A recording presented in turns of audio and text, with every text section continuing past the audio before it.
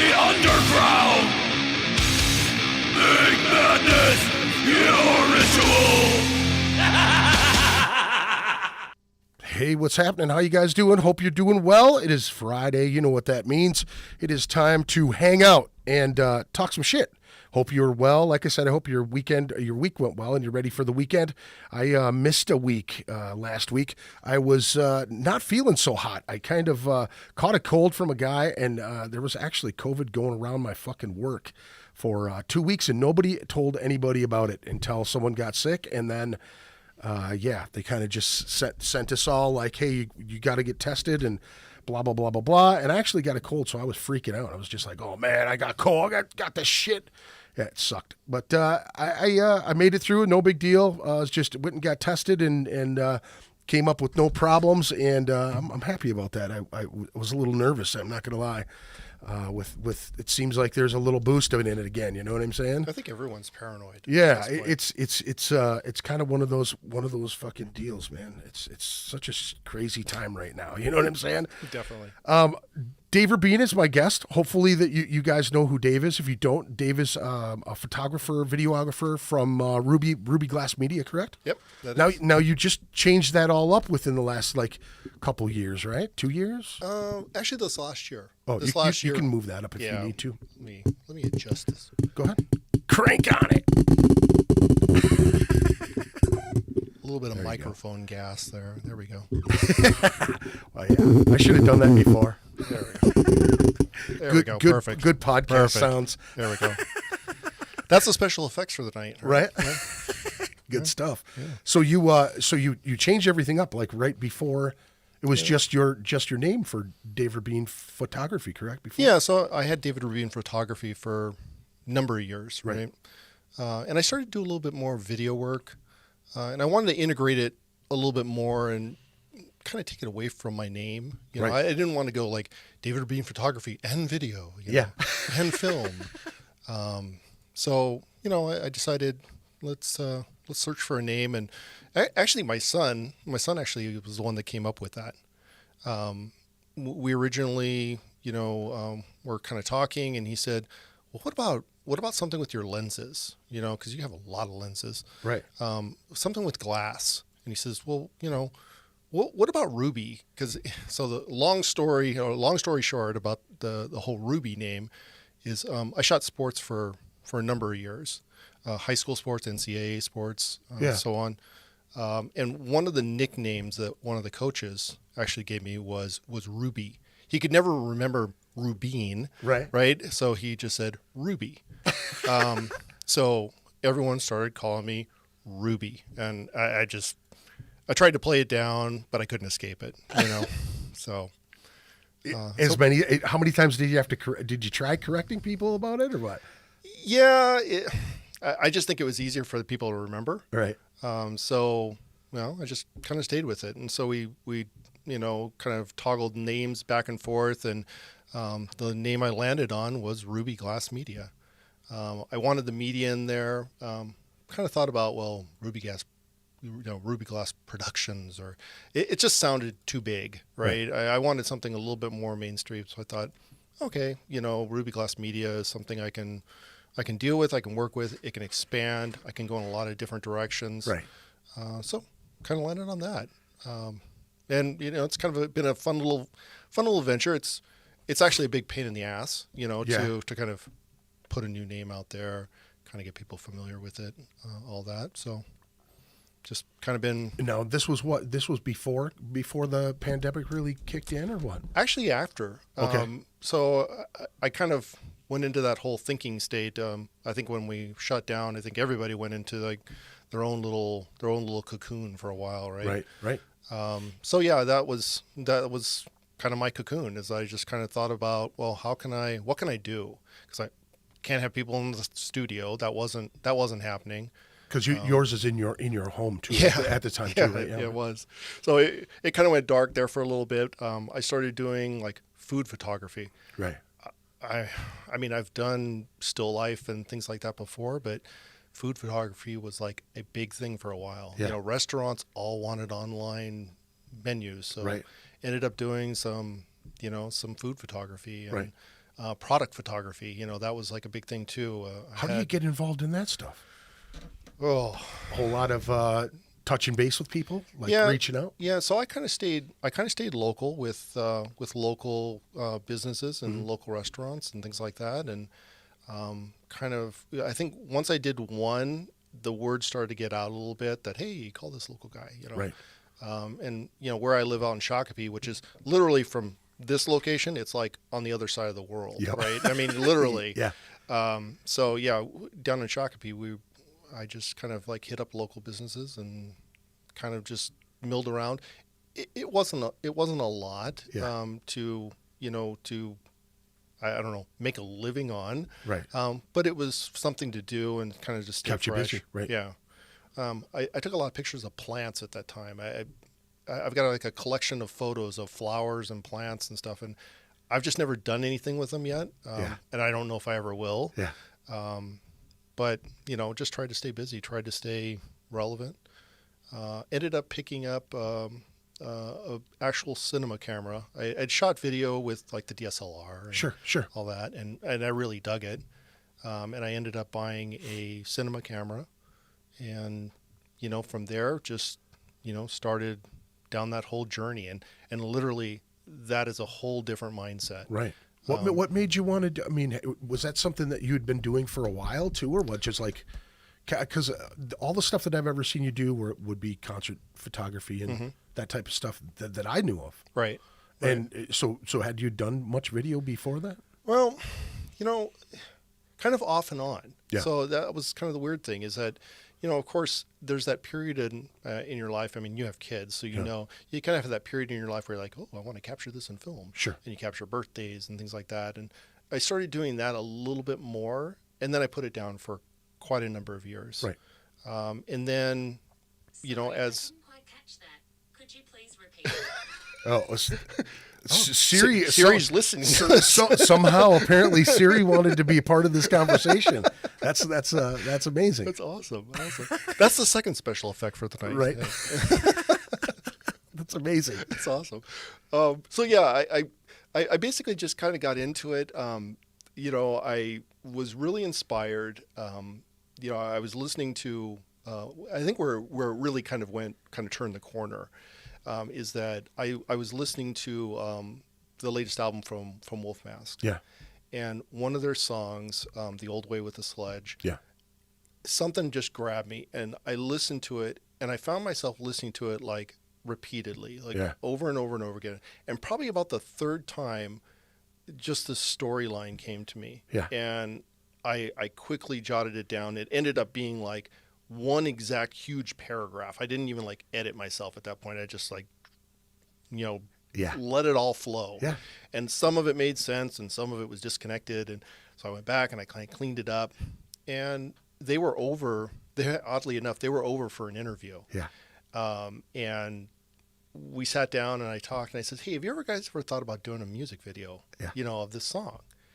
And Dave's like, well, we've kind of thought about it and so on. And I says, well, what about this? I says, and I just kind of went into the whole blast of the story, and literally it was like pitching the idea to him. Yeah.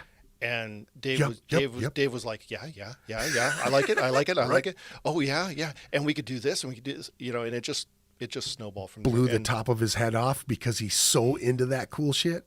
I think, and we did the interview after that, which was funny. And I think one of the things we talked about was, well, do you guys have any music videos coming up?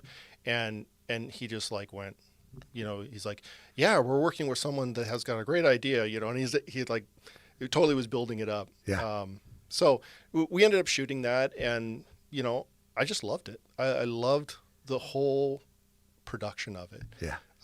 Literally putting shot lists together and, figuring out lighting and the sound and, all that. And then, of course I couldn't do it all by myself. So I'm like soliciting help from, Bill Gelberg from, Minnesota, Yep. and, having him, and he was running sound for me, and all this stuff. I had my daughter doing special effects and doing the makeup, and we got Bill Lindsay to play the part, which he was like so stoked. Super perfect for that too. Super perfect for the role. What did he say when you asked him? Oh, he was like, yes. Yeah. Yeah, literally he was like, Yeah, certainly. And I told him that I had, when I thought of the part, the vision of his face actually came into mind. Yeah. So yeah, it was just a really cool That experience. has to be a reoccurring thing, man. That dude is so awesome. Yeah. You know what I mean? Like Yeah. he's the perfect killer. Yeah. You know?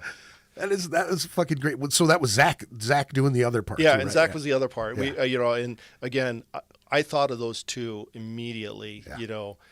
In the original location, actually, my daughter has a house down in St. Peter. Yeah. And it's an older home, and it's got this like really creepy staircase. And when I started thinking about location and situations and scenes, it was like I wanted to use that staircase.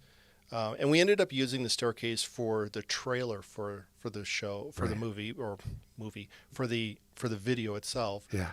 But we didn't ever shoot. We never shot there. Yeah. It just ended up that it was too cold, and they have a perfect garage because it's a detached garage. It's kind of this old. It looks like old and rickety inside. It's very stable, but it's just old and rickety Sure. inside. It would have been a perfect. Not finished? Is it? It's not finished. Yeah. It's got like older wood, and it's just it was just a really kind of perfect storm. Yeah. And we recreated some of that in the video Yeah. where we Yep. shot. And actually where we shot was probably a little bit more fitting for the actual song itself. Yeah. Because it looks kind of like a meat locker. Yeah. which was perfect. Yeah. So I mean, after that, it just I kept thinking of ideas, and I've got a binder at home of Now I know storylines. you told me that you were thinking about doing more video stuff Yeah. a while ago. Yeah. And I was like, wasn't sure which way you were going to go with it. I really liked that video. That was really cool. I mean, I think I knew about it. Right. I think I had seen it, but I don't know if I don't remember watching it. Yeah. Well, it's easy forgettable, right? Right. It's one of those that's like, okay, if you're not thinking about it, or if you don't like anything like that, it's kind of that that old 80s horror. Kind of the Texas, definitely. And that's where the line comes Yeah. from, the old way with the sledge. Yeah. That was actually a line out of I believe it's out of line out of The the second movie. one? The second one, I think it is. I believe so. Yeah.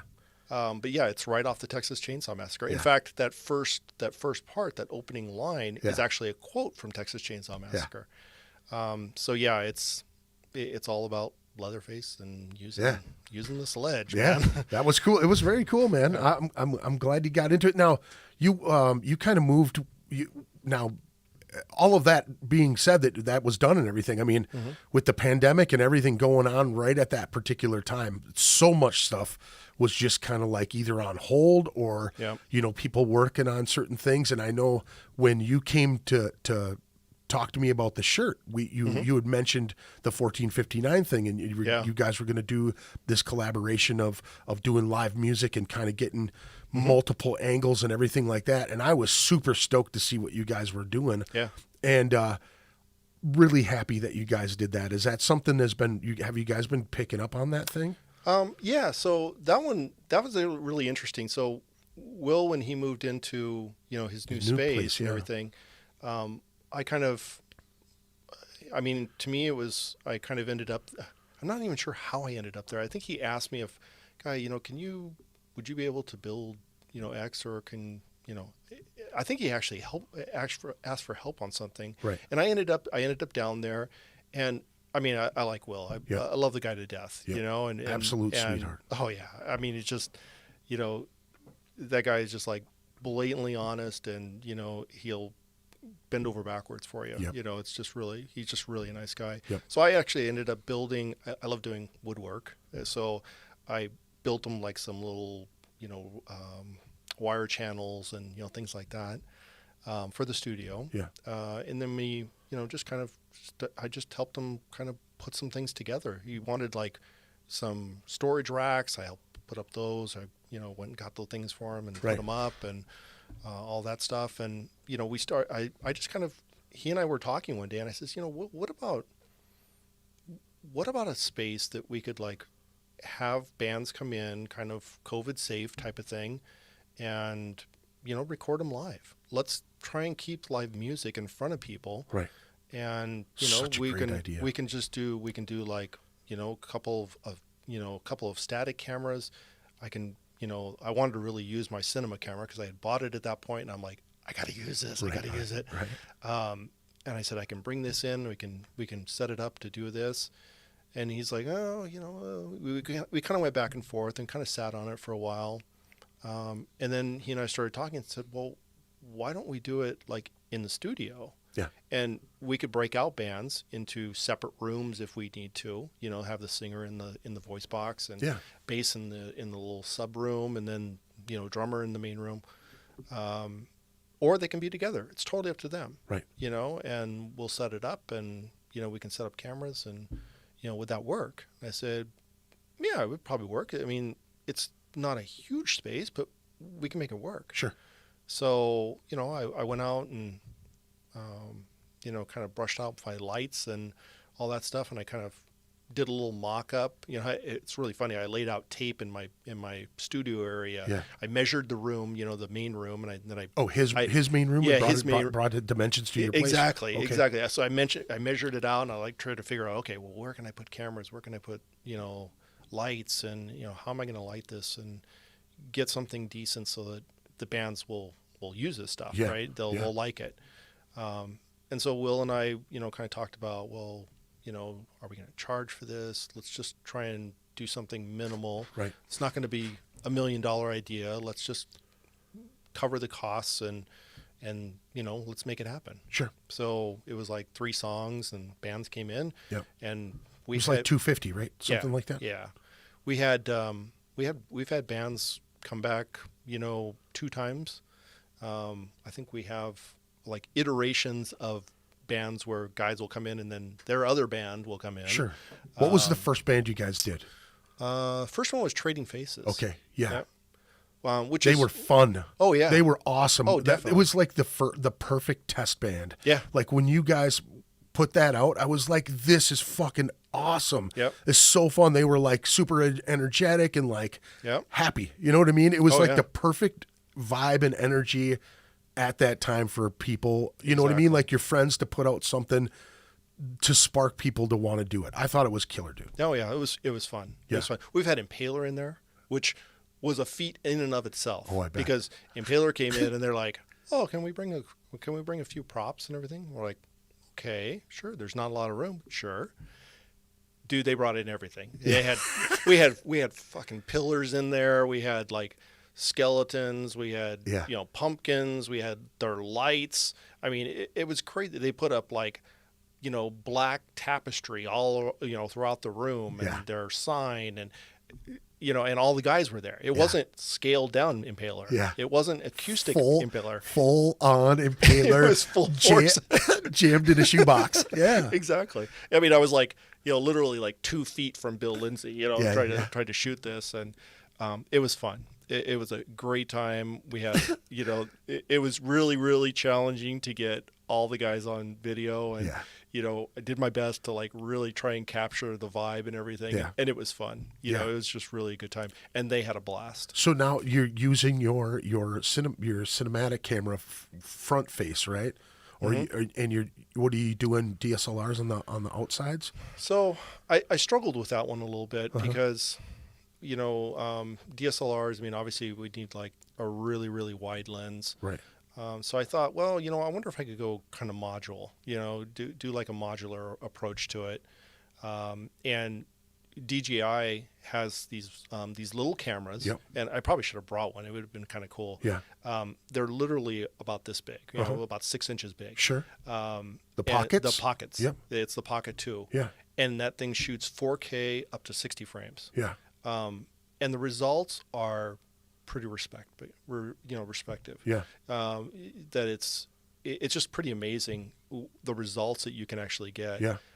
It doesn't do like a RAW per se, Sure. but it does do like a Cine-like, which is DJI's kind of solution to. What like is the one right a before log.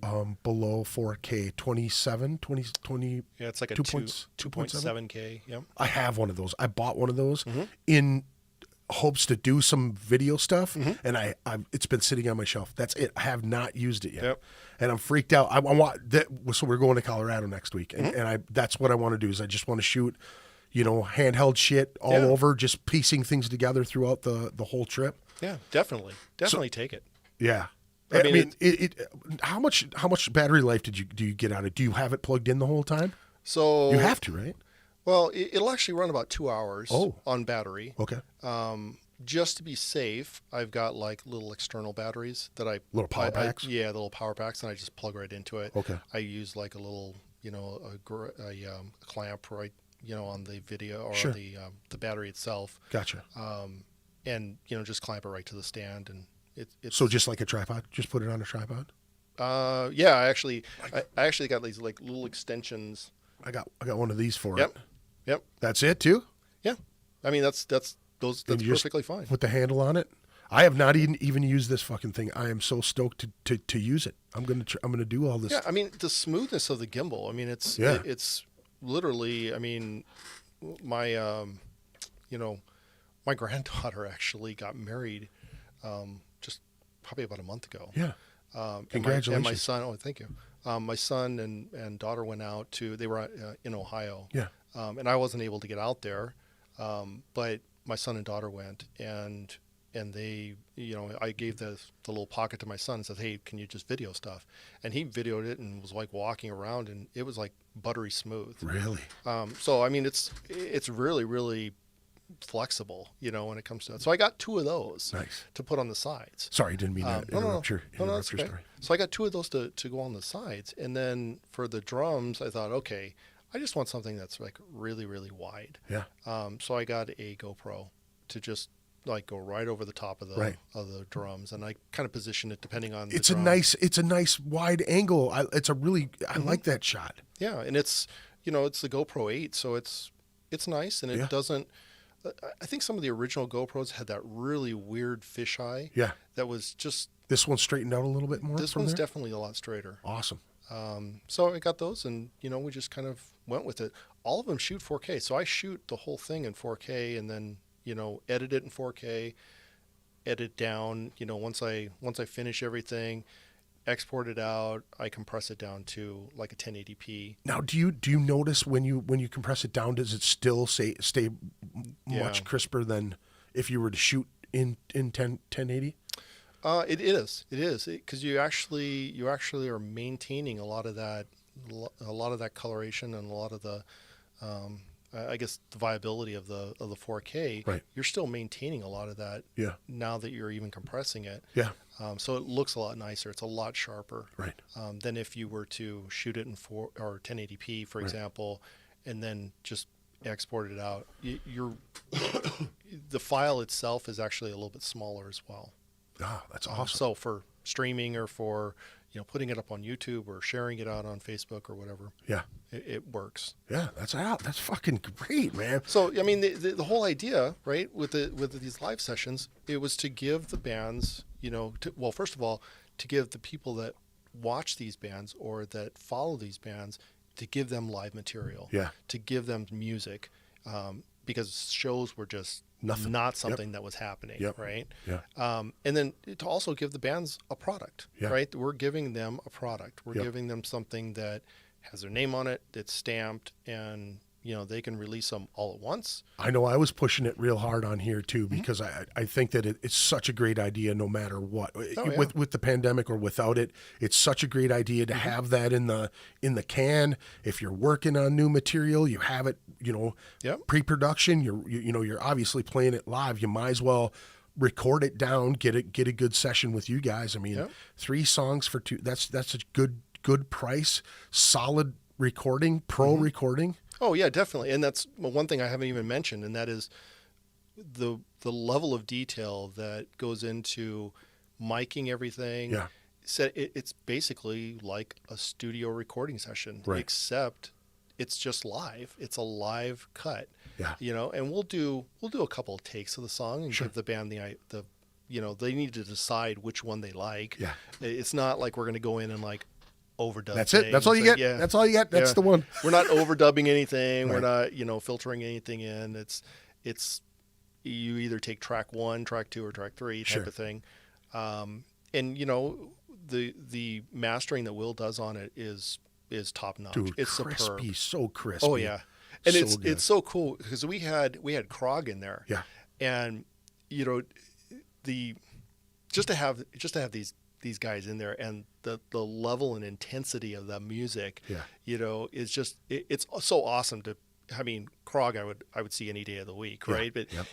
it's the intensity of that music In that little space. in that too. little Holy space. shit. It's just really cool, and to capture it Yeah. at the level that Will was able to capture it. Dude, Cymothwa. When Oh, you yeah, guys caught exactly. the Cymothwa stuff, Yep. the Brad Wren drum cam shit Yep. was awesome, dude. His faces, because I was telling Justin, I was like, man, he's blast beating on some of that stuff, Yep. and he's really going at it, Oh, yeah. Just his faces. I mean, the last time we were both shooting those guys, Mm-hmm. I caught a couple of his faces that were really, really nice, man. He's just like, really banging into Oh, yeah. it, But in those videos, man, and they said that they had so much fun going there to Oh, do it with definitely. you guys. And I was like, did you guys have to do multiple takes? And we're like, yeah, we had the option to do it, but we just hammered through it like it was nothing, Yep. And if you haven't had a chance, go check out that 1459 stuff. Now, and you have some of that stuff on your Ruby Glass YouTube as well? Oh yes. Yep.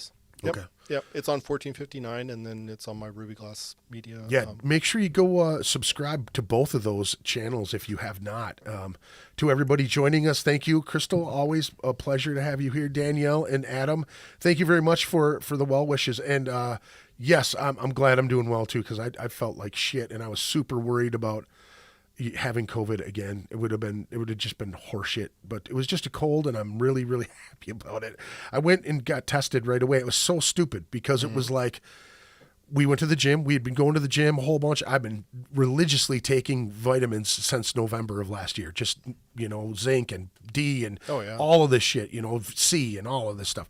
And really trying to work out 3 to 4 times a week, just to try to do something with myself. And I'll let you know that I'm able to run. I'm finally able to run again after many years of not being able to run. It's a good thing. Yes, it is very good.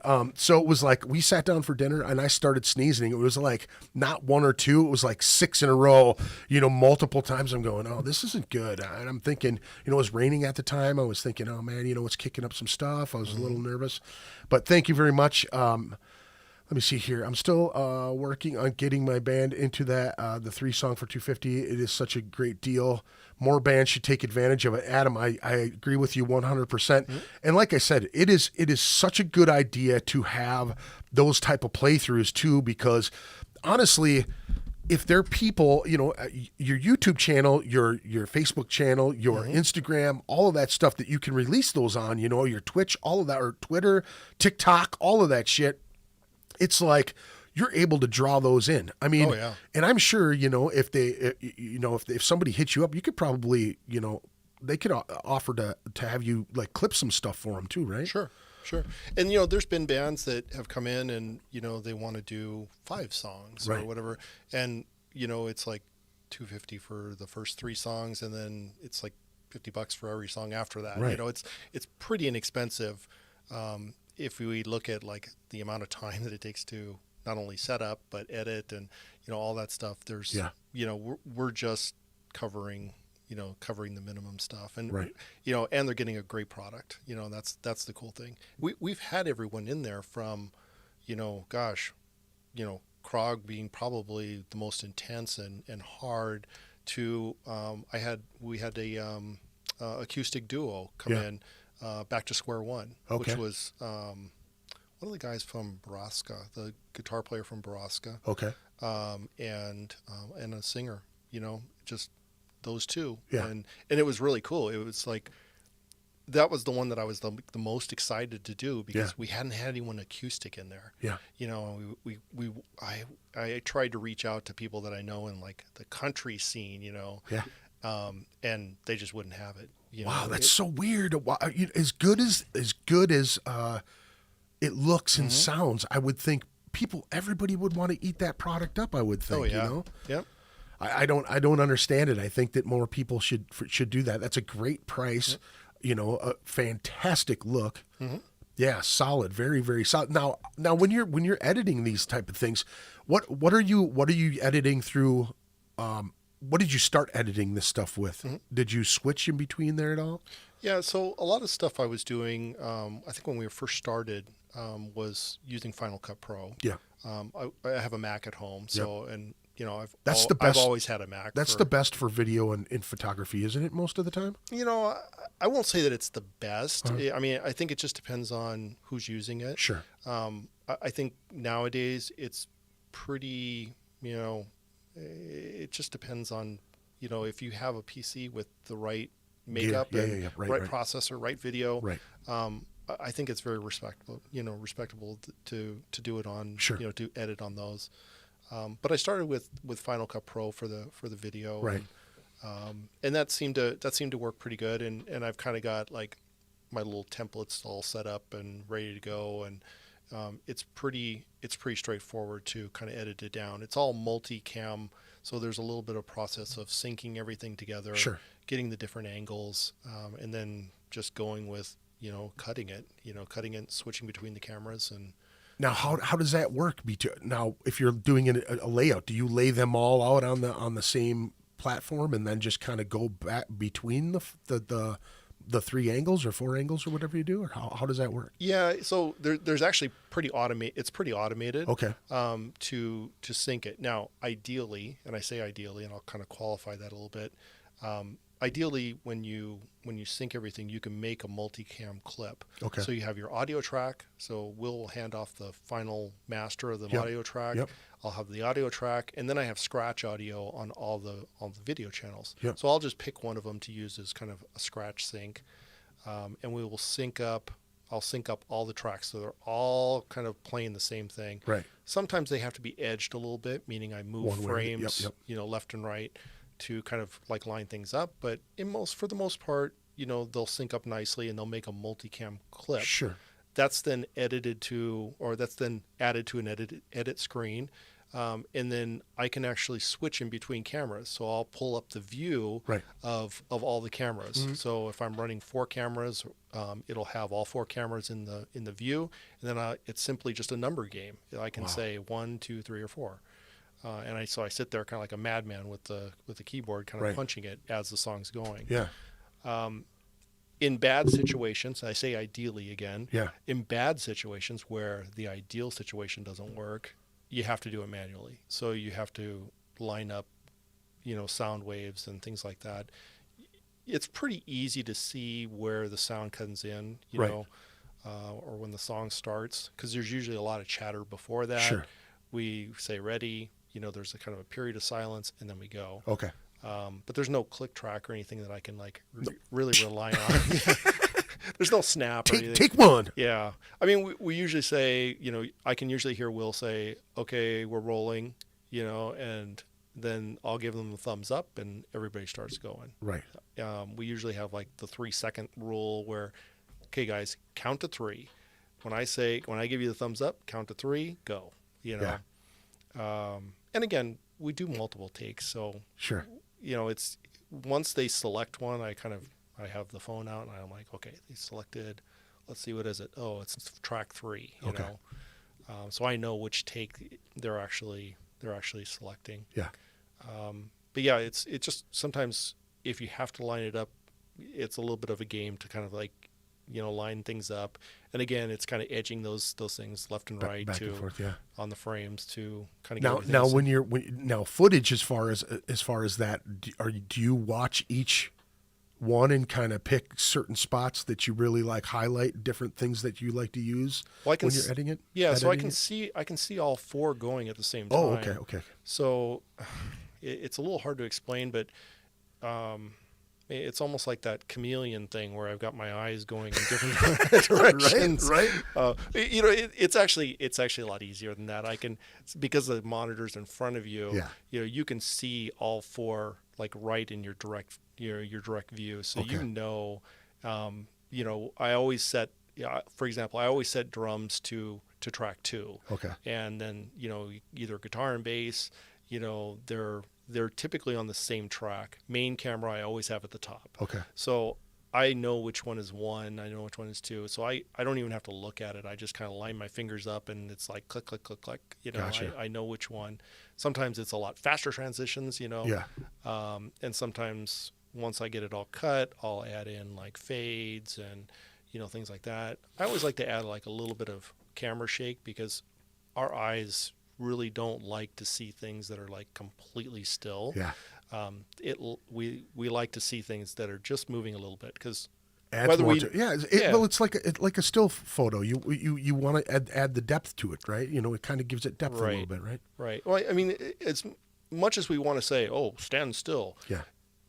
it's impossible. Yeah. Nobody stands still. You're swaying to a greater or lesser degree. Right. Sometimes after you drink, you sway a lot more. Right. Right. But to a lesser degree or more, yeah, we're kind of constantly moving. So when we look at things, we kind of like a little bit of motion. Yeah. So I add just a little bit of shake there to kind of make people feel a little more comfortable. Yeah. That's awesome, man. Yep. What? So have you have a specific band so far that you really enjoyed? I mean, it sounds like gosh. all of them were fun. Oh, all of them because are fun in their because own you're way. learning this whole thing. And now I have a question. Okay, so you said you could see all of these together. So is it like a DAWs that you would see? So you have the bass, you know, waves here. You have the guitar waves here. So each video thing you have has a section. Is what you mean by that, right? And Right. it just moves. Okay, gotcha. Yep. I'm just So- kind of putting it together in my mind for some Yeah. odd reason. It didn't seem right. Yeah, when you're looking at the multicam clip, it's one clip. Okay. But you're seeing you have like sub screens, so you can see like from a monitor perspective, Gotcha. you can see all Gotcha. 4 cameras, and then it's just, you know, I could either click on them, you know, with the mouse, Yeah. or you can just do 1, 2, 3, 4, Gotcha. or if there's more cameras, we've run, gosh, I think 5 cameras on a couple of them, and that's a little bit more of a challenge because, you know, I'm running out of fingers. Right. Using your thumb. Yeah, I'm using my thumb. But, you know, it's just a little bit more of a challenge to kind of click things around, Right. and, you know, kind of get that flow going. And then, you know, if I kind of click and it doesn't transition right when I want to, you can kind of move things. You can move the cut line, Yeah. you know, back and forth to kind of fine tune it. And that's always after the fact, Yeah. you know. So you get a rough cut and then go back through it again and then.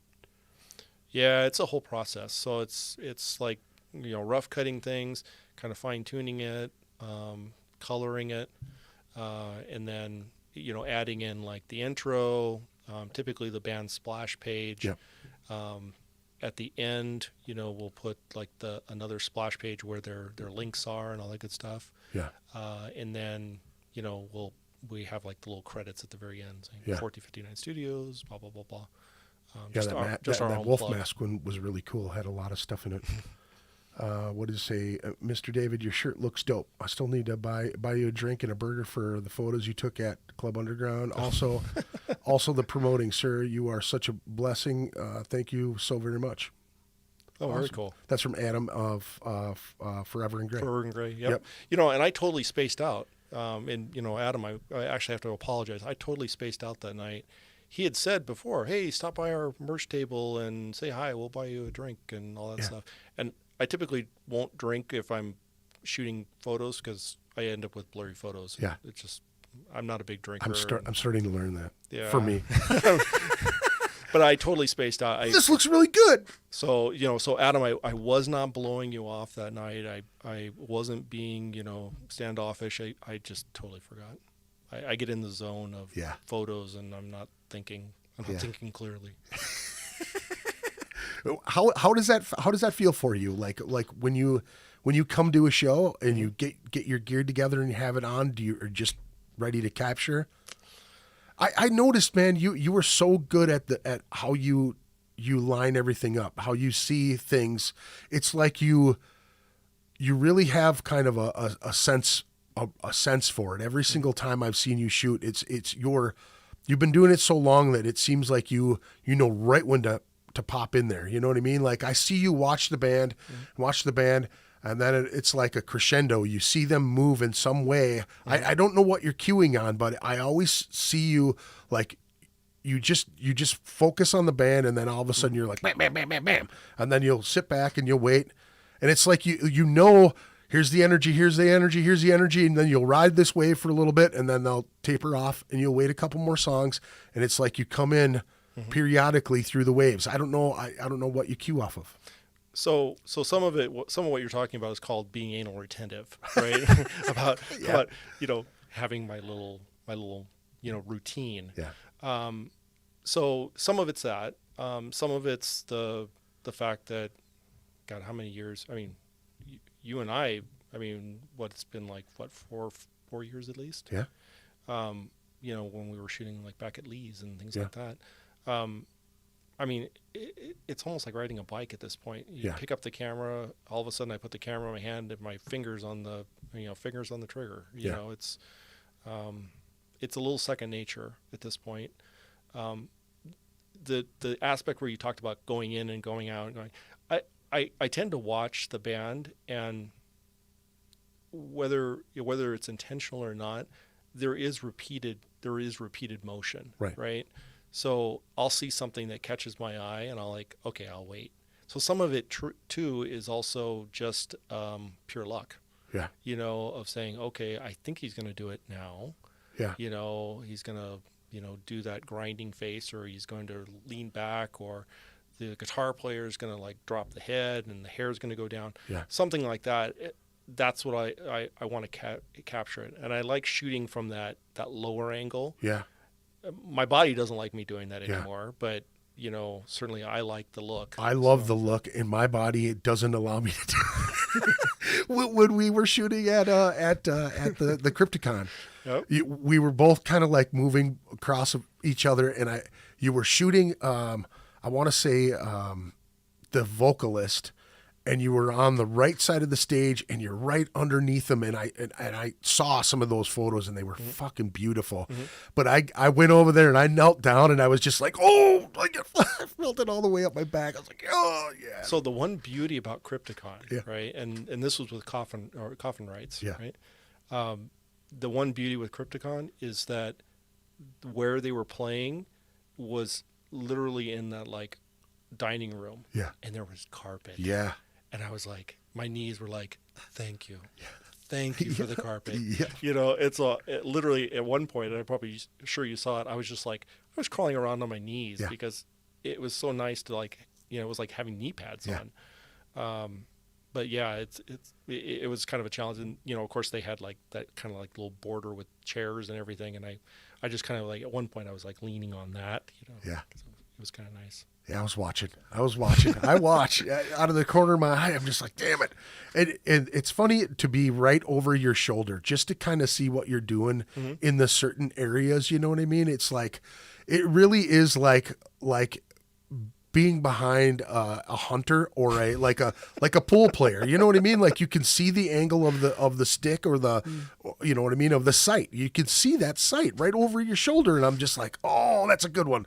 And I make mental notes. So there was a couple of them, like the Crypticon one, and then there was, dude, you have a knack for getting those really nice close-up shots, man. There was the one of David that I talked about before, where you're right along the base, the neck of the bass, and you see the tuning pegs in the front of the very tip of the bass, just like it's right in your mug. You know what I mean?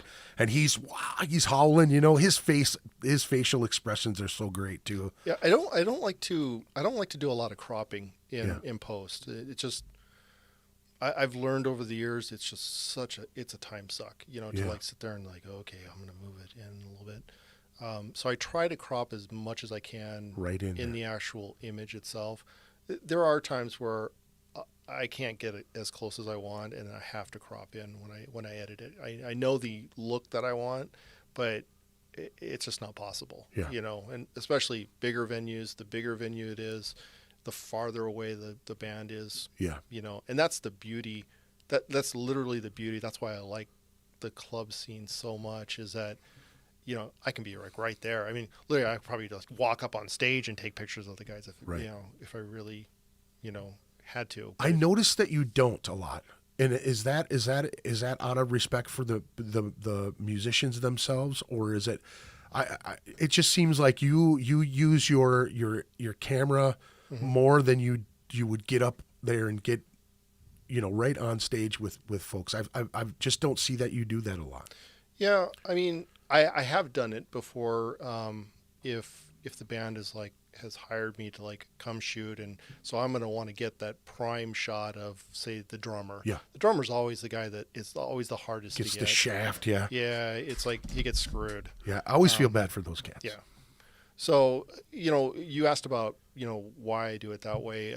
I mean, it is out of respect because that is their area, right? Yeah. They're the ones that are up there performing, and I'm there just to capture it, right? I want to capture it in kind of all its glory, but I need to allow them the space to do it. Sure. And then there are also times where it's like, well, they go into a different whole persona when they're up on stage. Yeah. I'm not going to get near them to do that. Yeah. I mean, I'm always looking. I'm always go nuts. Yeah, I'm always looking over my shoulder anyway for people that are moshing or whatever.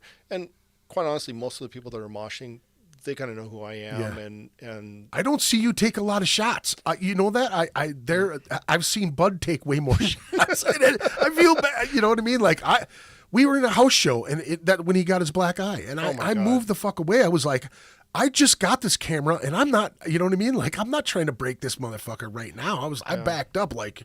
No, man, these kung fu fighters got to go, I don't understand that. Yeah. I mean, that's a whole probably subject in and of itself, but I don't understand the concept there of, I mean, moshing, cool. I dig it, right? Yeah. And, I can think back to, back in the dark ages when there was like serious punk rock, right? Slamming and all that stuff. I mean, I get it, and I've been part of that. I've been in the middle of it, and I dig it. But the karate thing, okay, if you want karate, let's go to, somewhere else to do that. Yeah. I mean, but I get it. I think I understand, the idea, right? But I just don't get it. I don't get the whole rage behind it. You know, maybe it is rage. Maybe it's just intensity and all that stuff. But yeah, I saw that pictures that Bud posted. Goodness, it was just like, wow. Holy crap.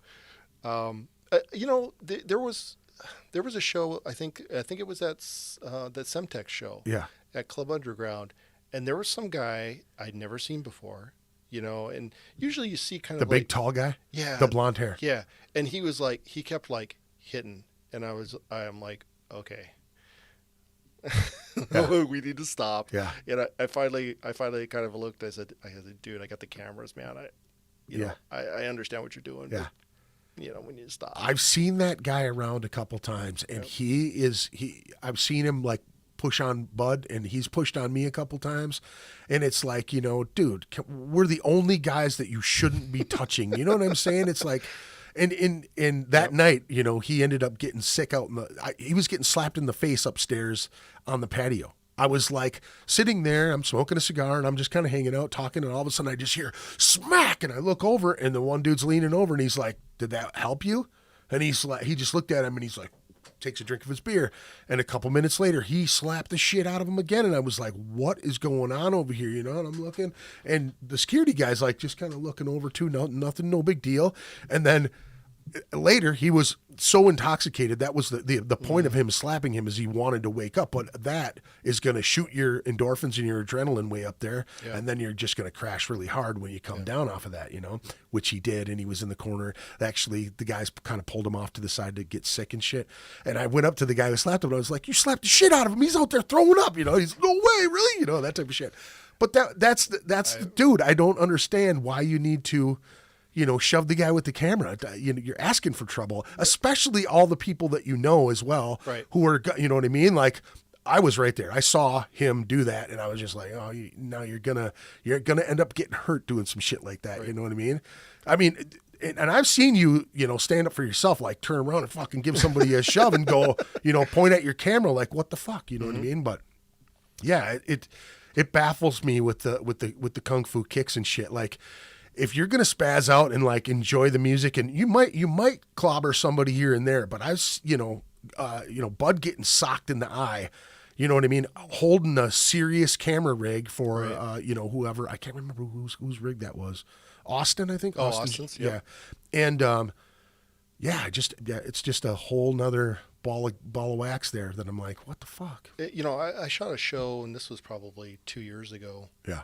At least at the Entry, and I can't even remember the band. I was covering it for Twin Cities Media, Yeah. and I was right up front, and I was taking photos, just doing my thing.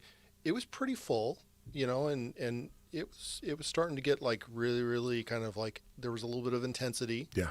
And somebody started crowd surfing at the Entry, Yeah. and to me, that's just mind blowing. It's like, it's not that big of a place. Your right? knees are hitting the ceiling already. Yeah, it's like you're right there. So he's crowd surfing, and he comes over top of me, and I'm taking pictures, and it like tweaked my neck, and I got a little upset. Yeah. And I ended up, the guy was on the stage, and I ended up just grabbing the guy by the throat and said, "Dude, Yeah. you need to stop." And I had a few choice words, and he of course was like, he was drinking and all this stuff, and I'm not saying that he was drunk or anything. Right. I don't know. Yeah. But after that he was fine. I didn't see him do it again. Yeah. But it was just one of those moments. I don't get upset at stuff like that, but that one I had to. Dark Echo Productions. It's been an honor meeting Dave and talking film every Tuesday is what he said. Oh yeah. Yeah, so that's the other thing is we were talking about cinema cameras Yeah. and everything. That's one of the things that I've really gotten into is with Dark Echo Productions. We've kind of talk on every week. Yeah. And we meet, and there's actually people that join from Australia and kind of all over the place. So the cinema camera I bought is a Z-Cam, Okay. and not a lot of people have heard of Z-Cam. Okay. It's I would say probably one of the last frontiers of indie cameras. Okay. It's it definitely has its little quirks about it, but it's a 6K camera, and Yeah. it shoots beautiful, beautiful footage and everything. So yeah, Dark Echo Productions, Matt there he's awesome. He's really kind of turned me on to, it's just, to kind of sum it, it's like a couple of hours that we talk, and it's all geek talk. Oh, nice. It's all like talking cinema cameras or talking, lighting. This is all online? editing. Yeah, it's yeah. all online. We do a Zoom call. Oh, nice. So we're able to see each other. He's actually on the East Coast. Oh, nice. And he's working on a film for Amazon Prime. Oh, wow. So he's got a lot of stuff that he's shared from that. And Documentary or? no, it's actually a horror film. Oh, wow, nice. And it's beautiful. There's not a lot I can talk about it, but it is based on true events.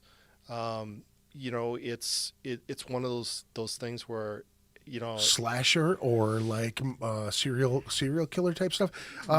Dark Echo, if you want to talk about it or anything, like drop what it's all about in the chat, that'd be cool too. I'm just that's really cool that there's a community for that type of stuff. So how many people are in the group? So it kind of varies because Okay. it's kind of an open-ended type Okay. of thing. It originally started where it's like, okay, let's just talk, let's invite people that are just Z-cammers. Right. And so we had, quite a few people on and all that stuff. And Dark Echo, so one of the challenges with Z-Cam is a thing called a LUT, right? Okay. And a LUT stands for a lookup table, right? And it's basically, think of it as like your coloration, right?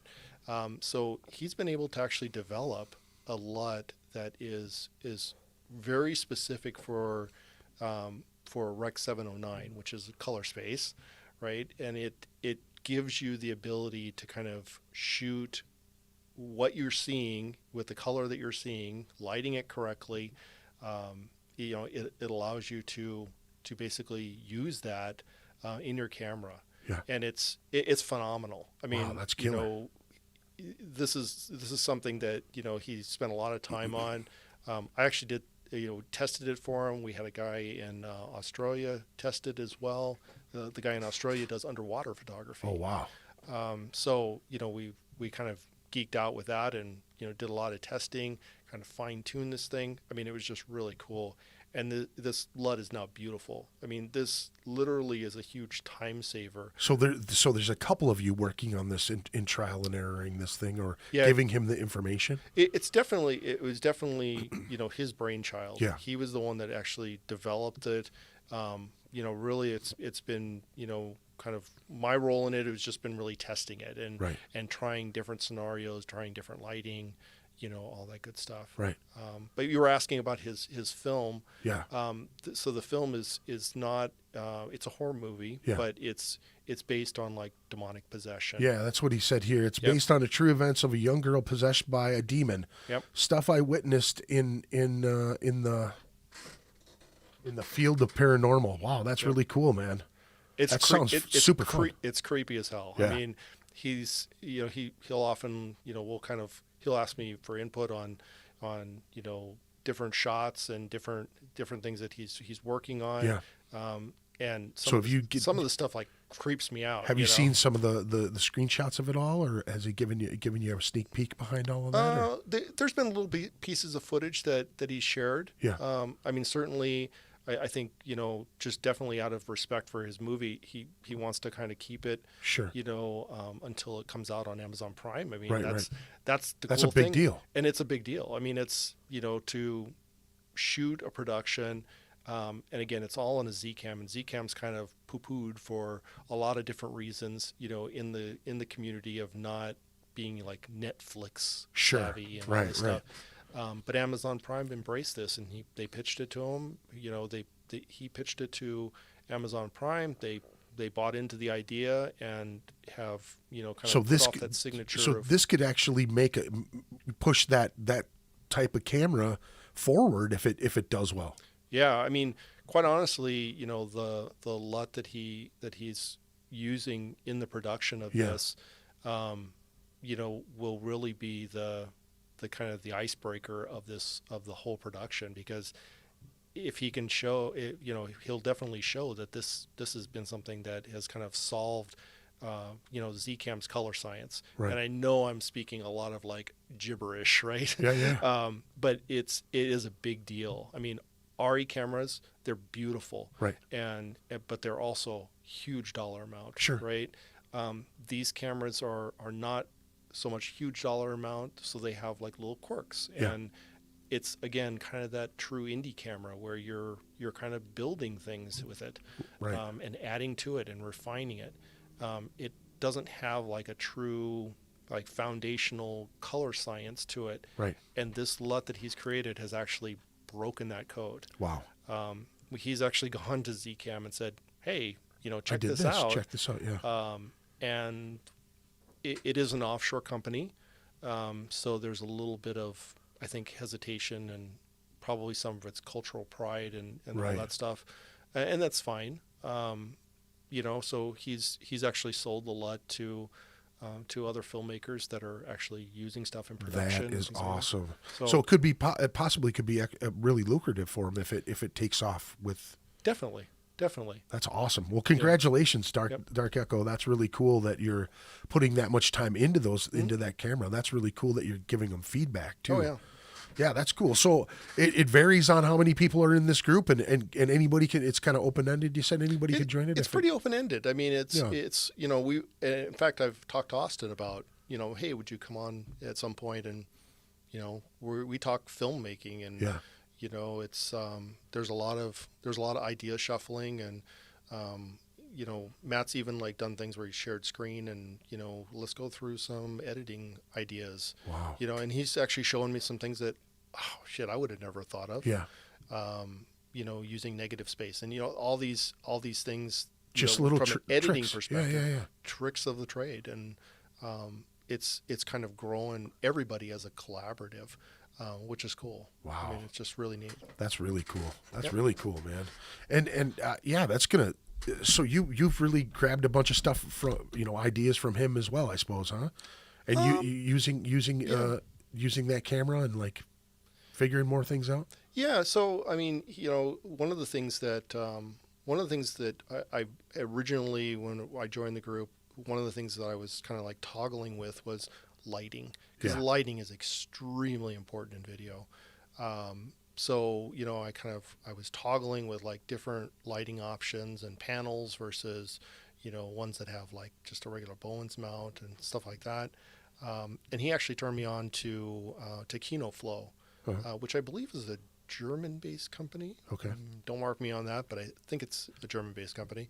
But Kino Flow is kind of high-end video lighting. Yeah. So I bought this Kino Flow panel that is... How big is it? It's 21 inch, and it's just phenomenal. It does everything in the color or in the lighting spectrum, as far as Kelvins. Going from probably like 2,000 Kelvin to I think it's like 78 or whatever Kelvin, Right. 7,800 Kelvin. Huge it's spectrum. yeah, it's a huge spectrum. Plus, it's an RGB, so it has color. Right.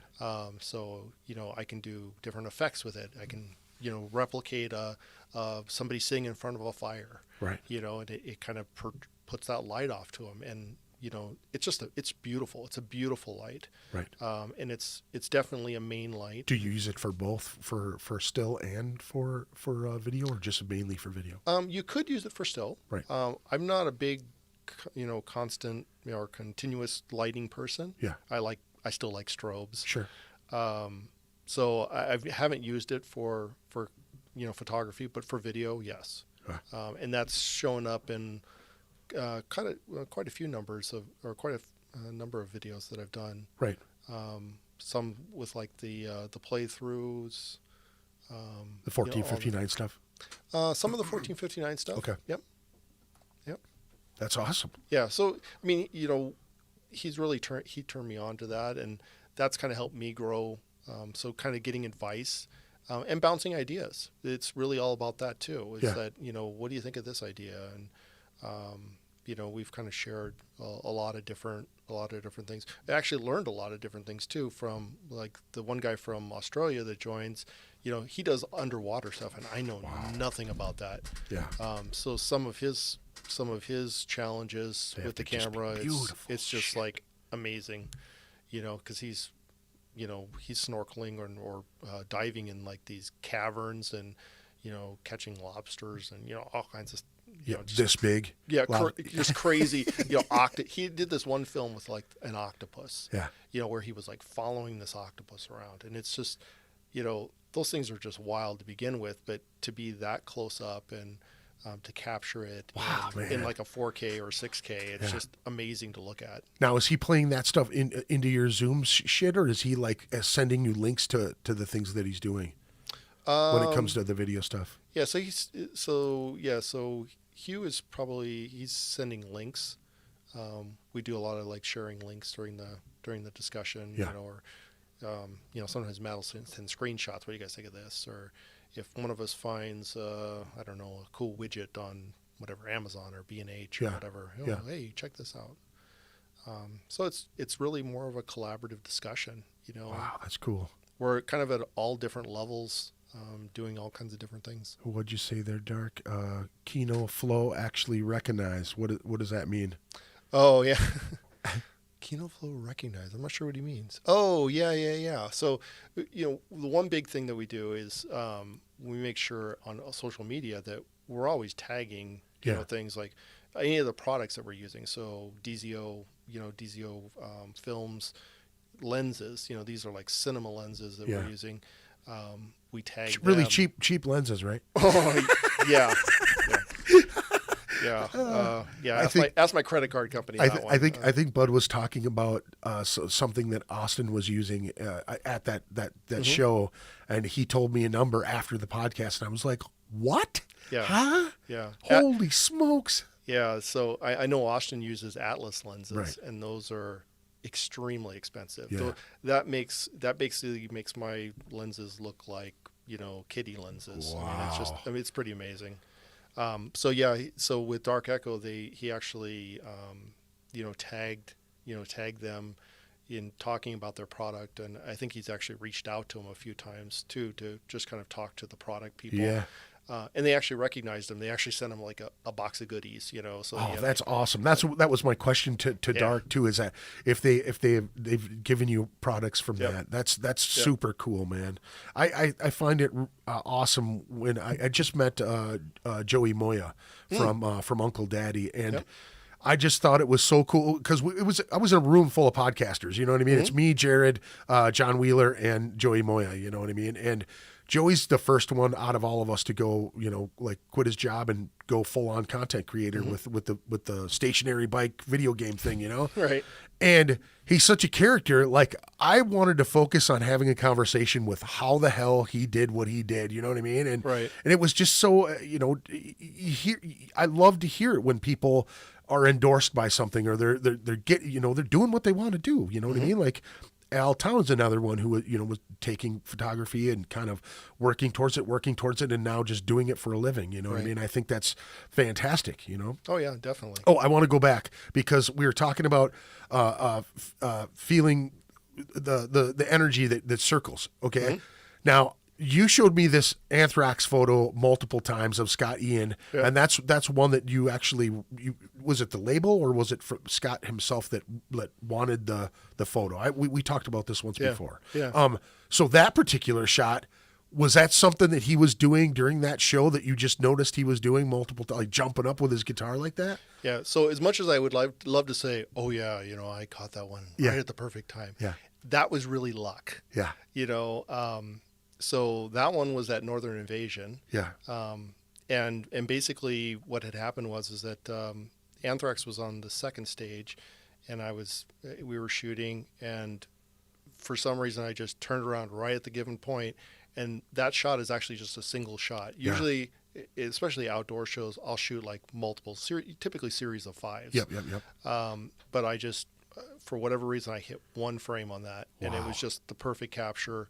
And it ended up, I had posted it on social media because I just love the photo. Killer photo. And posted it on social media, and all of a sudden I get this email from Scott Ian. Yeah. I won't say the domain, but it was from Scott Ian. And I'm like, yeah, right. Okay. Yeah. I wasn't born yesterday. Sure. Okay. Mickey Mouse is sending me an email. Yeah. Hey, Dave, how's Yeah. it going? How's it going?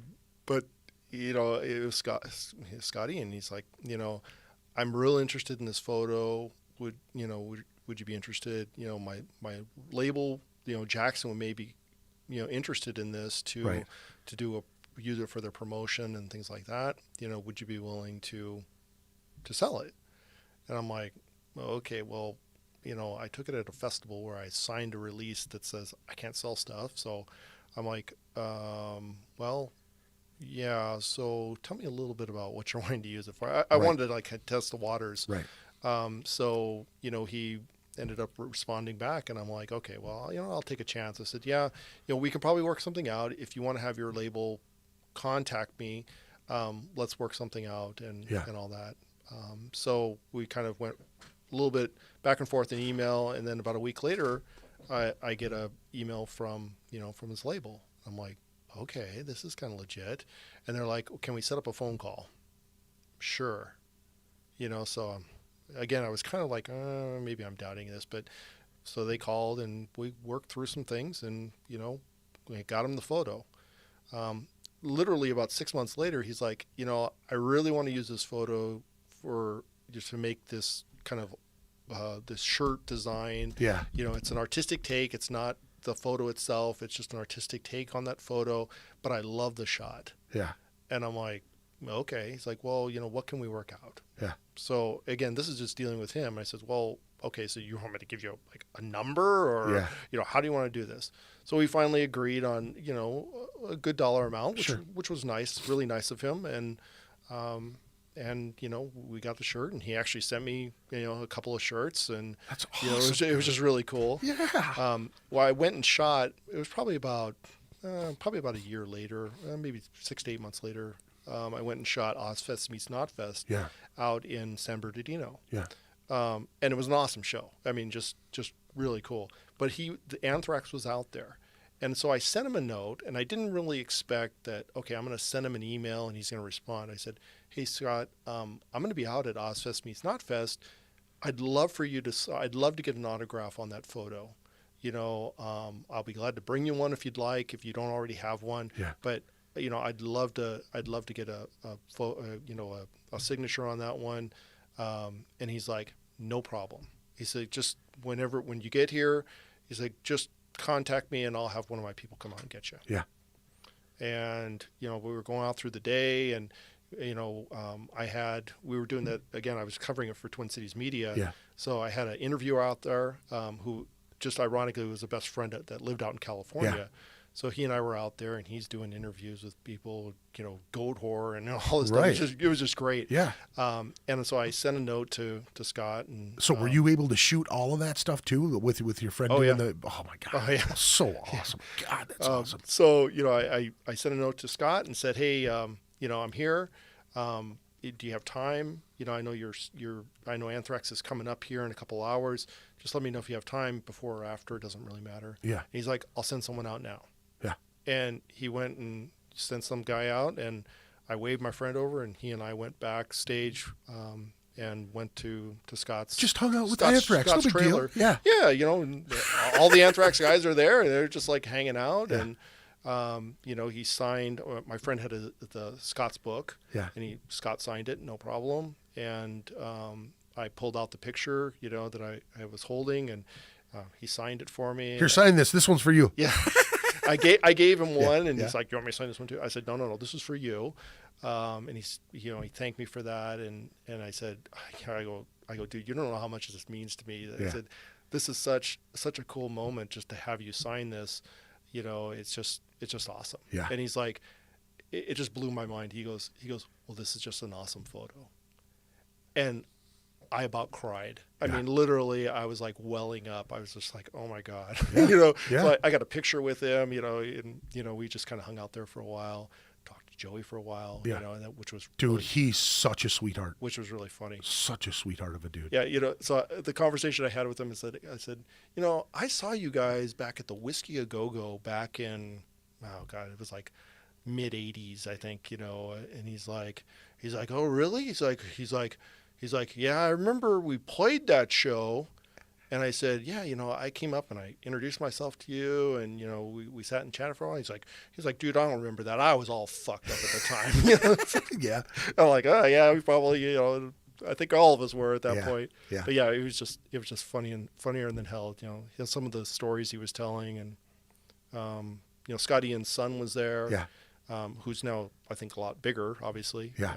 And actually doing some stuff as well. But yeah, it was just a great moment. And literally, when my friend Chuck and I walked out of the van, out of the trailer, and we were walking back, and Chuck just looks at me and he's like, dude, he goes, I'm so proud of you. Yeah. He's like, he told me later, he's like, I about cried. Yeah. When he said that, and I said, dude, this is just like the moment. Yeah. It's like just that little bit of recognition, just that little statement that he said. It was just totally made my year. Yeah. Absolutely. Now, have you had any other experiences like that where you've taken a shot like that and actually been able to, speak with the person that you took that photo of, and they acknowledge it, or was that a real good one with just Scott? Yeah, so Scott was probably my biggest one. Yeah. There's been other moments, I kind of have this thing, right? And it's kind of this personal, I don't know if we could call it a quest or kind of a mantra, but I just believe that, it never hurts to ask, for anything, right? Sure. Because the worst that anything, whenever it comes down to it, the worst that anyone can say is no. Yeah. So it's really about not being afraid of the word no. Yeah. I think we as a society sometimes get so bunched up about, oh my God, we can't do this because, we're just going to get rejected. Yeah. It's not rejection. No is no. It doesn't mean that you're a bad person. It doesn't mean that you're rejected. Yeah. It just means that it's no right now, and you just go on. Yeah. Right. So I had reached out. I've shot Raven Black several times. Yeah. And reached out to her. Actually friended her on Facebook, Yeah. which is kind of a weird thing, right? Yeah. to friend someone like that. And of course, she didn't accept, right? And Sure. I'm like, okay, whatever. Doesn't hurt. It was available, so I did it. And then literally about a month later, I get this friend accepting, Yeah. and it's Raven Black. I'm like, oh, cool. That's kind of cool. So I knew that they were going on tour. They were actually supposed to go on tour here with In This Moment. Yep. And I reached out and I says, hey, Raven, just,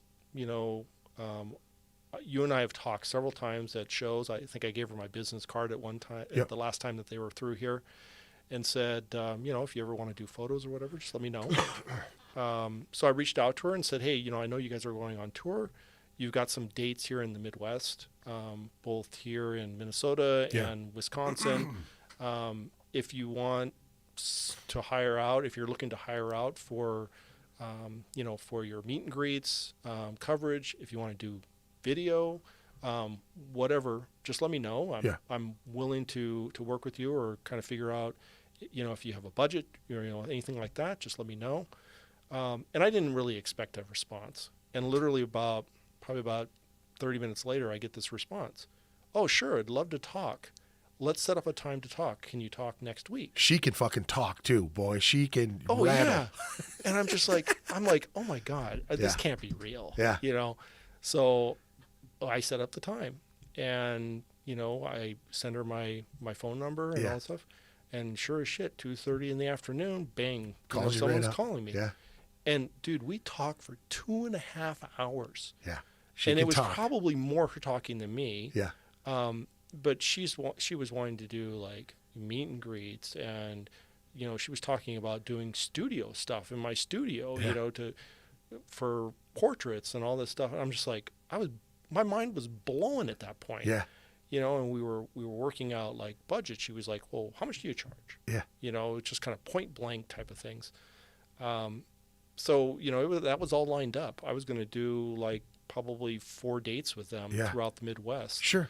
And unfortunately, that one fell through Yeah. because, and I'm not sure the details of it, but I have a feeling it has to do something with like the whole vaccine thing. Sure. No, was that how recently was that? That was just this coming year. Oh wow. Yeah. So it didn't work out. I think there's other tour plans in the making, and I've Yeah. reached out, and there's some things kind of in the works there, but nothing solidified yet. Sure. Which, hopefully it will. Yeah. Hopefully it'll get to that point. But yeah, I mean, again, Very cool chick. my by the my way. my thought was that, hey, the worst she could say is no. Yeah. And or not respond or just blow me off or whatever. And it wouldn't be that big of a deal. Right. But why not? Why not take the chance? And I think that's kind of the way that I normally operate. It's Right. like, why not? Yeah. But I think going back to your question about kind of meets and things like that, there's been things with, like, of course, Raven Black, but Scott Ian's probably been the biggest so far. Yeah. Kind of getting the nod from him. Yeah. He seems like a solid guy, a really, really solid guy. Yep. And if you're capturing something that cool, I mean, Mm-hmm. I just looked at that photo the other day and I was like, man, that is so cool. the backdrop behind it, Yep. the guitar, what he's doing. I mean, the jump was perfect. I mean, Mm-hmm. if you got lucky on that shot, that is a 1 in a million shot, It's lucky because I think he does it so fast. That's Yeah. the thing. When he jumps, it just all of a sudden, boom, it Yeah. happens. And for some reason, I just turned and shot it. Felt it right there. And I know that there's other photographers that were standing next to me that they got a shot similar, but not that angle. but not that angle. Yeah. And it was just right place at the right time, right moment, and click the shutter. You Yeah. know. And fortunately, I had the right lens on. I had Yeah. it framed. Now and- you shoot with 2 cameras as well, and you keep specific ones depending on the venue, correct? Or like the distance between, like you said, you had the 770 to 200, right? Normally, and Yep. then you'll do what do you do if you're if you're at a festival like that? Do you usually just stay with your 70 to 200 or? Yeah, so festivals are a little bit different, Yeah. right? So it depends, I think, on the festival. But normally, what's in my bag. So if my festival, gear bodies, and those two bodies right now are the Canon 1DX and the Canon 1DX Mark II. So I use those two bodies. They're basically You've had those two for quite a while. yeah, too, they're right? they're industrial strength. I mean, Yeah. one of them had the I think the shutter went out on one of them, and I had that rebuilt. And Yeah. it wasn't a major life spending decision. It was Right. cheaper than buying a new camera. So I went ahead and did that. But normally it's those two bodies, and for festivals it's typically the 24 to 70 millimeter, Okay. and then the 70 to 200. Mm. If it's a smaller type of outdoor show, I may go to like a 16 to 35. Yeah. My club gear is typically 16 to 35. I still keep the 70 to 200. That probably is one of my favorite lenses. Yeah. But I also pulled out the 50, and I think I used the 50 the last time I shot. Yeah. Club Underground is definitely one of those that you don't need the 70 to 200 because Yeah. there's no need to like see up someone's nose. It That's a great perspective. I can Yeah. see the drummer through his head. Well, it's so funny. There's some shots of Justin that I shot and I was just goofing around, that are literally like close up on his like eyes and nose. Yeah. And it's none that I would ever publish because they're just silly pictures, Yeah. right? But I wanted to see, guy, how close can I get and Yeah. and still have it like really sharp and crisp in focus. Yeah. And it was like literally right Right there. on him, yeah. I could see like pores in his nose. It was literally that intense. Yeah. So the 16 to 35 though, that is probably my favorite lens. That's the one that has, for lens cap or from the back lens cap. Yeah. I've got like a skull on it. That's like my favorite. Yeah. That's my go-to. Yeah. I see that one all the And, time. and that one is just, to me, it's so flexible. And it's the version 3, or it's the third version or third iteration of that camera. Okay. Or of that lens from Canon. Yeah. And so the edges are really, really sharp. Yeah. The second version I had, and it kind of bowed, and it was a little Yeah. distorted at the ends. This one is really, really sharp, and it just has a cool look. And I don't know whether I've grown to like the lens or if the lens just really likes me. Yeah. And Dude, you catch so much cool stuff with that one, man. It's so, it has a nice view, a nice spot, and you seem to be right up in their face when you're using it. It amazes me what you get from that. Well, it's the beauty. That's the beauty of like Yeah. the 16, right? Shooting at 16 millimeter, you don't have to be that far away. Yeah. And still it makes it look like you're the farther away. Yeah, the whole freaking room. Yeah. Yeah. Yeah. So I can be like a foot or two. About as far as we are. I mean, I think you've been closer to them. Yeah. You know what I mean? Like I've seen you get real close Yep. and come out with some amazing stuff. Yep. Now, when you edit, what do you use to edit your photos? Yeah. So I've been using Lightroom. Yeah. I'm a Lightroom geek for many years. Yeah. Right. And I'm one of those people that submit to the subscription. So Yep. subscribe. I just did. Yeah, subscribe. And Yeah. the nice thing is you get Photoshop with it, and of course I use Photoshop to do Everything. composites and Yeah. all the fun stuff, all the studio stuff. So I don't use Camera Raw too often. Yeah. Sometimes I will. I think it just depends. It depends on the shot. Yeah. But overall, processing I have down pretty quickly to just using Lightroom. You said in the very beginning, well, kind of in the middle here, Mm-hmm. about framing it without having to crop it in post. Yep. That is something recently that I've noticed a lot that I see in your photos now, and I just assume that because I see you shoot the way you shoot, it's like you bam, bam, bam, you're in and you're out. You're real quick, and you're able to sit back and watch the show and feel the movement of the show a lot more. I noticed that with you, and it seems I see it with my eyes and what you push out, what you publish. So when I see that, that's what I try to emulate that as much as I can. It's just all on feel for me too, you know. And I've noticed in post that there's so many times where I'll hit that, you know.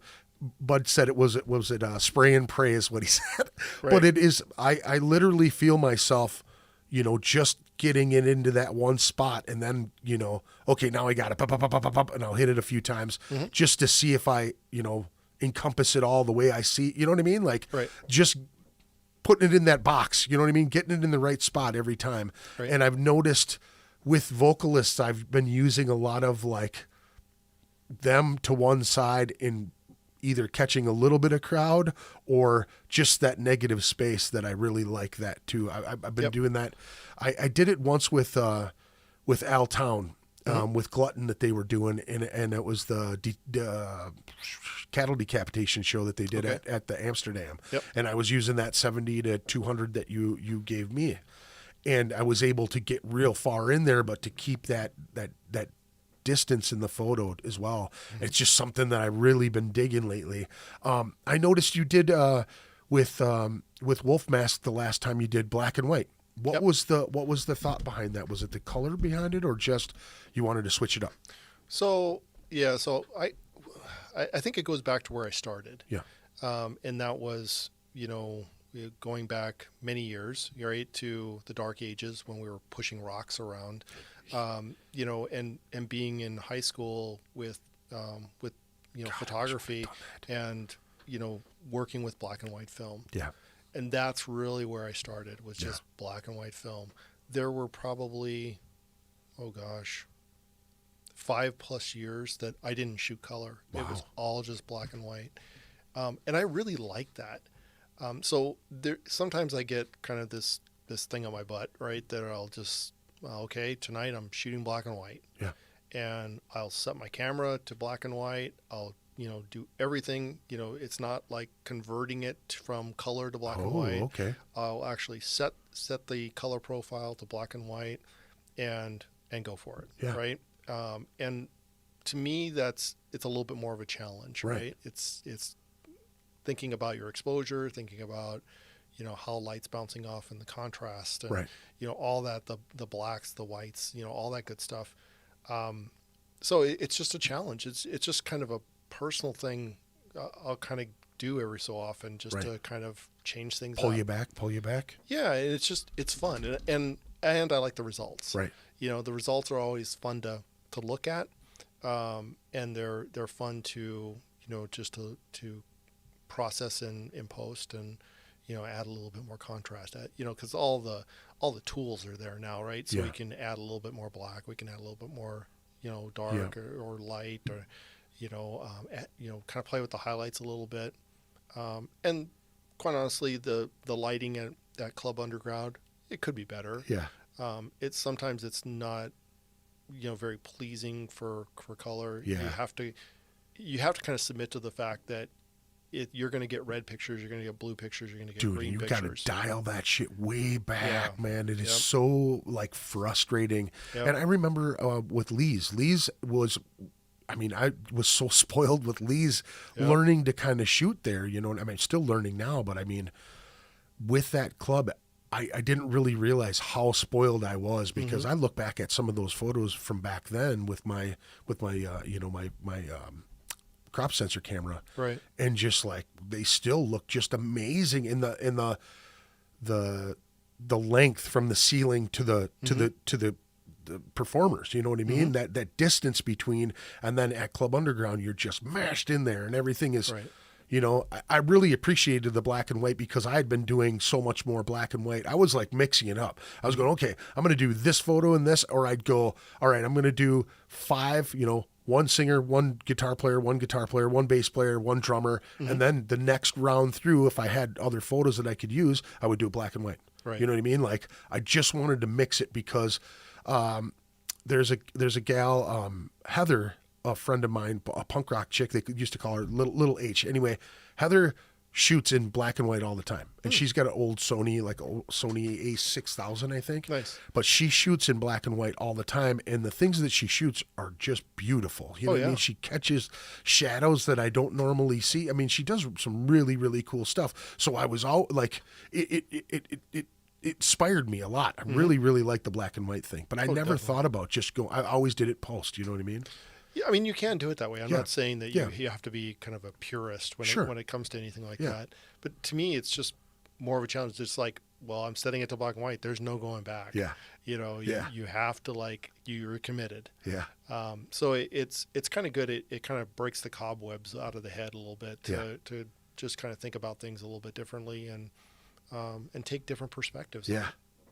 So yeah, that's kind of why I did it. It's, you know, and I'll do it on occasion. It's sometimes, you know, I'll go outside and take pictures of plants and stuff in black and white, and Sure. that's always kind of different too, because colors, when you're shooting something as a color and you're shooting it as black and white, it is going to look different. Yeah. So that's where the beauty of, like, some filters come in, or you can add, you know, red filter to it, and it makes the colors pop. Yeah. You know, in a black and white perspective. Right. Yeah, I get you I get you there. Yep. I was going to ask you too. There was the night that it was me, you, and Bud in Club Underground, and we're in a line. I think we were the mosh pit. Right. Like nobody else was like moving around, because for the first 2 or 3 bands, it was just us 3 right there taking shots, and it was hilarious, because I think somebody had said something about, you know, tip your photographers or credit your photographers or something. I don't know. Maybe it was a different show, but that. I remember, because I was watching what you were posting, what Bud was posting, and it was so different between all 3 of us. Right. It was such a different perspective, and the way to see that in 3 different guys shooting that night. I remember sitting back, and somebody goes, I just kind of chuckled, because, you know, 2 great photographers, you know, and I'm trying to, like, go over your guys' shoulders and kind of around. And I remember coming behind you one time, and it was like, you knew, you like look back, like kind of look back, and you just kind of scoot over a little bit, you know, Right. and it was like, we kept chasing each other around the whole thing, you know, Right. and somebody walks up and goes, boy, there sure is a lot of you guys tonight. And I go, I know, I should just go put my camera away and see what these guys come up with, you know? And I was like, but I gotta shoot. I gotta do it, you know? And it's, you know, I don't know where I picked this up recently, but I think it was a podcaster that said not to compare, don't get caught up in comparing yourself to other people's work. Just do what you do and let it go, you know, let it be. Right. And I've been trying to do that with the photography, but you know, I just love what you guys capture. Both you and Bud are fantastic photographers to me. You know what I mean? So it's always great to see what, you know, to hear, you know, what lenses you're using and seeing. Like I said, I'll be over your shoulder sometimes and I'll see it and I'll go, damn it, why didn't I think of that? You know what I mean? Like there was one that you got of, I want to say it was Damien, and I was right behind you and you moved and I took another shot. I took a shot right after you moved and I was like, man, I totally missed. It was like he was just turned enough. You know, when you shot him, he was just perfect, you know, and then when I went to go shoot him, he just turned to his left a little bit, you know. Right. It was a totally different perspective. And I remember seeing those and knowing that was the shot right after David moved. You know what I mean? I was like, fucking A, he Right. got it, you know? Well, you know, Club Underground's one of those places where you actually have to like really look at how the lighting is hitting somebody. Yeah. Because they literally can move, you know, 3 inches to the left or right, and it's like Blows it out. totally Yeah. in a different light, and Yeah. it puts a whole different perspective on it.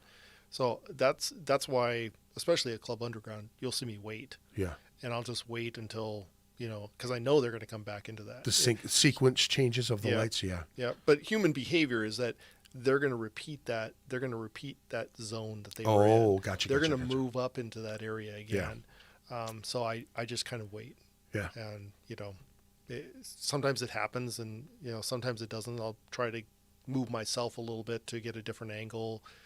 But some of those lights at Club Underground are just kind of hideous. Yeah. I mean, and if anyone's listening from there, I mean, I love the place. Yeah. I think they they do an awesome job, and for the music scene, they're providing Right. a great space, but the lighting is just a challenge. Yeah, It's just- and we've had conversations on this podcast before about wanting to really help that club because they've done so much for the community. Really, I mean, they've let us have, 6-7 years of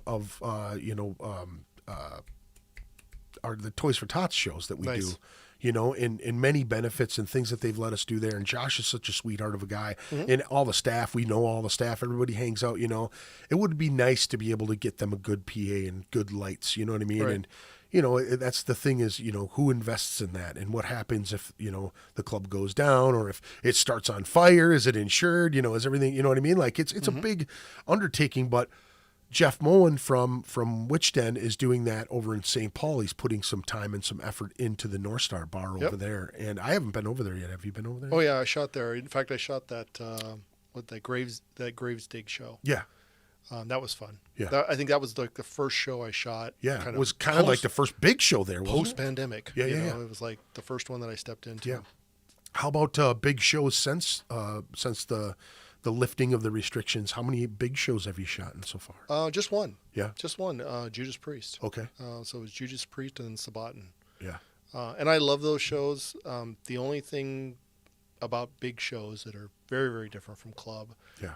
is that there's a little bit more of a rush, Yeah. right? Because it's typically 3 songs and you're done. Now, Sabaton this time was very, very different. They were like, oh, yeah, you guys can shoot the whole show. Wow. So we shot their whole set.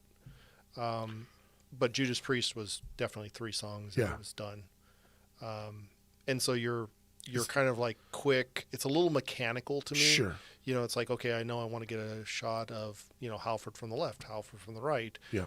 Follow him, get pictures of Richie, and all this stuff. And, just make sure that I try and cover everyone, get Right. pictures of the drummer. It's again, very mechanical. Yeah. And that's why the club scene, I still like the club scene a lot better. You're smiling. Yeah. Well, someone says, fuck yeah, I still have my Outside the Murder t-shirt. Thank you, Charles. I appreciate it very much. I really wish that I was still playing in that band. And I appreciate the support and being on here. Dark Echoes, thank you, Dave. It's been a pleasure listening tonight. Big day on the set tomorrow. Thank you for joining us if you're still here or if you go back, Dark. Thank you very much. And, Dave can always say thank you when you guys have your chat again. Charles, thanks again. Crystal, thank you for joining. Tatas, yes. Does that mean you're leaving or you're touching? Which is it? I'm goofing. I'm goofing over here. I do have some questions that I was going to ask, but I already hit them. How many big shows? Just the Judas Priest one? Let me see here. No, you said you had up to 5 angles at the 1459 thing. That's 5 different cameras you have done, right? What do you like to do? 3, 4? When you do the 1459 thing? Yeah, like 4 is typically a good mix because then, in You got the editing, drummer, you're not and then kinda either like, side and then a straight on. yeah. Okay. Then you're not jumping around so Yeah. much. But depending on what it was, now there were a couple that we shot like not in the studio. We actually shot in like Will's rehearsal space.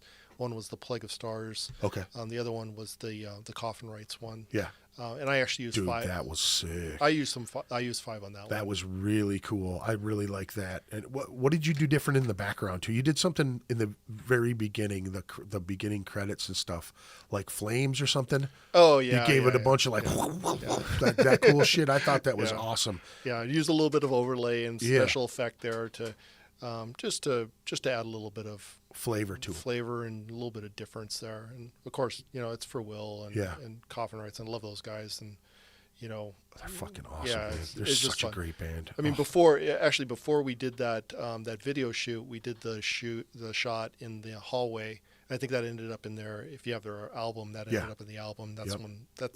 that's the one that's been used on like promos and things like that. So yeah. and that was fun. That was like, there's just this really, if you've been over there, there's just this I have really not yet. long hallway Yeah. in the very back. And I thought, okay, let's kind of do a shot here. And Sure. put a red light behind him. And Now, did you open a studio at that studio, at his studio space? Do you have a place there? Oh, No, I thought that was something that you guys were talking about doing, like a collective or something. yeah, like that. we talked about he had a space that was next to his practice space that Yeah. we were going to use we were going to kind of doctor it up for like a kind of a rent a studio, Yeah. photo studio. And I think he ended up actually renting it out to a band for practices Sure. and stuff like that. So, Why wouldn't you? oh, exactly, exactly. Now he started with a bunch of studios and then was going to open more like after the pandemic, or like when they were taking away the restrictions. I thought did he open more studios? Meaning practice spaces? Yeah, practice spaces. I think he's been full from the very beginning. Well, I know that he was full from the beginning, but I Yep. thought that he kind of had like an extra area that he was going to build more to. I don't know. I Like he don't started think, with 30. I and don't then, think that's happened yet. Okay. I know don't- he's talking about it. Yeah, and maybe that's something that's coming, coming next year or Yeah. coming after. Yeah. Yep. What did you say? I want to play with the toys not wrapped and just just the tatas. I got you. I'm with you on that one. Yes, 14.59. So you guys do 3 songs is kind of the package deal that you guys do, and that's like $250, right? Yep. I think that's a fantastic deal and a fantastic idea. I think bands, if you're listening or seeing this at all, I hope you take advantage of that. How can they can just reach you at Ruby Glass, or they get a hold of Will, or how do they, either one of you guys? Yeah, I mean, they can call Will directly. They can send me an email if they'd like. It's just David at rubyglassmedia.com. Okay. So yeah, I mean, whatever they want to do. We actually have a band that's coming in here in a couple weeks. So that's starting to kind of maybe spin up again. There might be a little bit more over the winter time when I think I don't so. know if shows are going to slow down, or I mean, Sure it's don't so- seem like it. Seems like it's speeding up, I don't know about you, but I've shot one I shot a couple at the Caboose, Yeah. and Empty. it kind of makes me uncomfortable. It's one of the shows was like really, really kind of pretty packed. Yeah. And it makes me a little uncomfortable for some reason. And, Yeah. and maybe it's just the whole pandemic, thing going on. It's just, I don't know. It just made me uncomfortable. I stayed for a while, shot, a few of the bands, and then I had to leave. I was like, okay, I'm out of here. Yeah. Club shows. I've been feeling it too, man. Yeah. I have been too, and you wear a mask at every show. I don't think I've seen you without one. Yeah. And I feel it, dude. Yeah. I really do. It feels very It feels sketchy. awkward. Yeah, it does. It feels awkward. It does. Even, the Caboose has like that whole little Barricade pit, Yeah. but they have it like really, really close now, right? So Super tight to the thing, yeah. Literally, it's like crawling over everything, Yeah. So I know when I shot Aftertime and Plague of Stars, recently, that was like kind of a physical challenge as well, because I was like crawling, and there was some other guy in the pit with me, and he's there, and I'm like, he's like trying to go by me, and I'm trying to go by him, and it was just this weird, the whole photographer ballet. 6 type feet, of- man. Yeah, this whole photographer ballet that's going on, up front. So I finally got out of there and went to the back and was shooting stuff from the back, and then he came back there. It was just weird, and it just, I don't know, it just didn't feel. I just didn't feel it. Yeah. The smaller clubs I actually kind of like, even though it's closer proximity. I know everyone there. Yeah. I'm very comfortable with that, and Yeah. and at this point I've been doing so much stuff in the studio anyway. Yeah. It's like I've had bands in. There's a lot of like personal projects that I'm working Yeah. on. I've got that whole, the darkness of death becomes her. Yep. I'm doing all these like, corpse painting Yep. photos. So Now, who's doing the makeup for that stuff? actually, the model or the person that's coming in actually does it themselves. Okay. I give them examples. Yeah. I've got a book of probably 400 different variations of Corpse paint. corpse painting, Yeah. and they're all just photos. Yeah. Just to give them an idea, but I encourage every one of them to do their own thing. Yeah. If they want suggestions, I'll certainly give them suggestions. Right. But to me, I I like that. It's just, to me, it's an art project. Sure. Right. And it's, you know, Fun for you, man. Fucking yeah. A. That's got to be what it's all about, Oh, man. you oh, know? definitely. And it's one of those things where it's like, all right, you know, let's create something really, really edgy. I love working with, you know, anything that's, Dude, the Promodol guys. oh yeah, Dude, the stuff that you did with those guys, like right away. And dude, I'm there with you, man. Yep. They were one of the first things that when I shot them, I was like, oh my God, there's so much more to this. I want to do this all the time. Yep. Because their get-ups and all the things that they're doing Oh, and the yeah. black blood and you know what I mean? And then you're adding flames to it and fire and crispy shit behind them. It was so cool, dude. Yeah. Yeah. I mean, I love working, you know, well, I've got like, God, gallons of that stage blood and, you know, all the, you know, the edgy stuff there. Yeah. I mean, I'll pull out, I mean, most of the props and stuff that I have are real. Yeah. You know, so those are like real knives and things like that. And I always say, be careful. They are sharp. Yeah. Some of them are more sharper than others. Yeah. Some of them are very dull, which is fine. But you know, it's just, You need a barbed wire bat. You need a I spike do. bat. I do. Yeah. You need some cool, sick, like fucking road warrior weapons. You know what I mean? Yeah. Well, I mean, you know about that thing I got going on the 16th, right? Yeah, So yep. I've got models coming in there. And, You said quite a few too, right? yeah, we got 6 models. So another photographer and I kind of teamed up, and we're part of a modeling, you know, a model group, and you know, it's something that I pay attention to occasionally, and kind of hook into, and I like shooting that. I don't do a lot of beauty stuff. That's just not my deal, right? But there are models that love to do like vampire and Cosplay you know, stuff. cosplay type of things, Yeah. and you know, really, really kind of graphic, you know, kind of sick graphics type of stuff, and I love that. That's definitely my horror genre and all that stuff coming through. So yeah, we have models coming in to do that, and some of them want to do like fetish stuff, and I'm like, sure, you know. Actually, one of them reached out to me today and said, hey, if I do this this nun take, you know, is anyone going to get offended religiously? And I'm like, Yes. I'm like, no, please do it. She's like, well, you know, I've got this idea to do a nun get up, but with a fetish twist. Yeah. And I'm like, oh, please, Yep. please bring it. You know, again, I'm not encouraging them to do anything that they don't want to do, Right. but it's you know, it's their interpretation. It's their art too. Dude, your art is so professional though, man. You know what I mean? Like I would never get a weird vibe from that. Just seeing your work, I know that you're professional as hell. You know what I mean? Mm-hmm. And you know, you're gonna do the best work you can do with that model. You know what I mean? They've got to be comfortable with that. You know? Well, you know, that's one thing that kind of kicked up over the pandemic too, is that I got a lot of emails and a lot of pings to do like nude photography. Yeah. And, you know, though I've never, you know, kind of like marketed myself for that, I'll do it. And I've done plenty of nudes, you know, male and female. Sure. But it just seemed like over the pandemic, that just like went like crazy. No they shit. wanted like a lot of one-on-one type of. Did you do a bunch? You know, I did a few of them.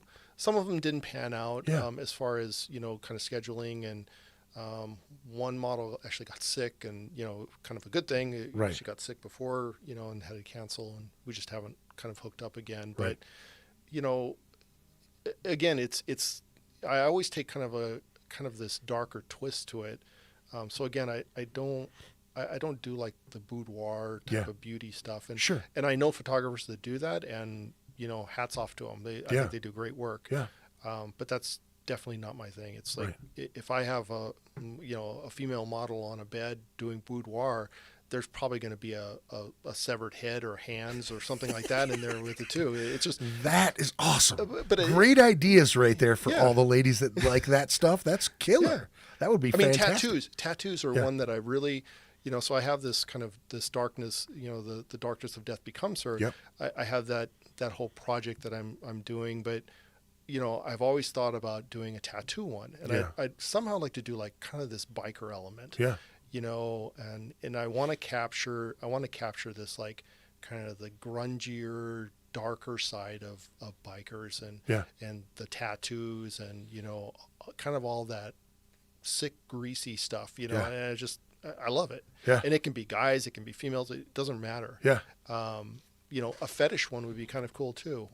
I had this idea of like kind of a dominatrix type of thing, and again, pandemic kind of has killed a lot of these ideas. Because I think when I started like soliciting, models and stuff like that for that, I had people lined up, and then everything with the numbers and everything went up, and everyone like, said "Yep." everyone said no. Yeah. Which so is that- good for you. Yeah, so that might come up again. Yeah. I have to figure out how I'm going to kind of stage it though, because I don't want people to feel uncomfortable, but I kind of want to capture this kind of female dominated or kind of female driven dominatrix type of thing, where it's like female over the male. Yeah.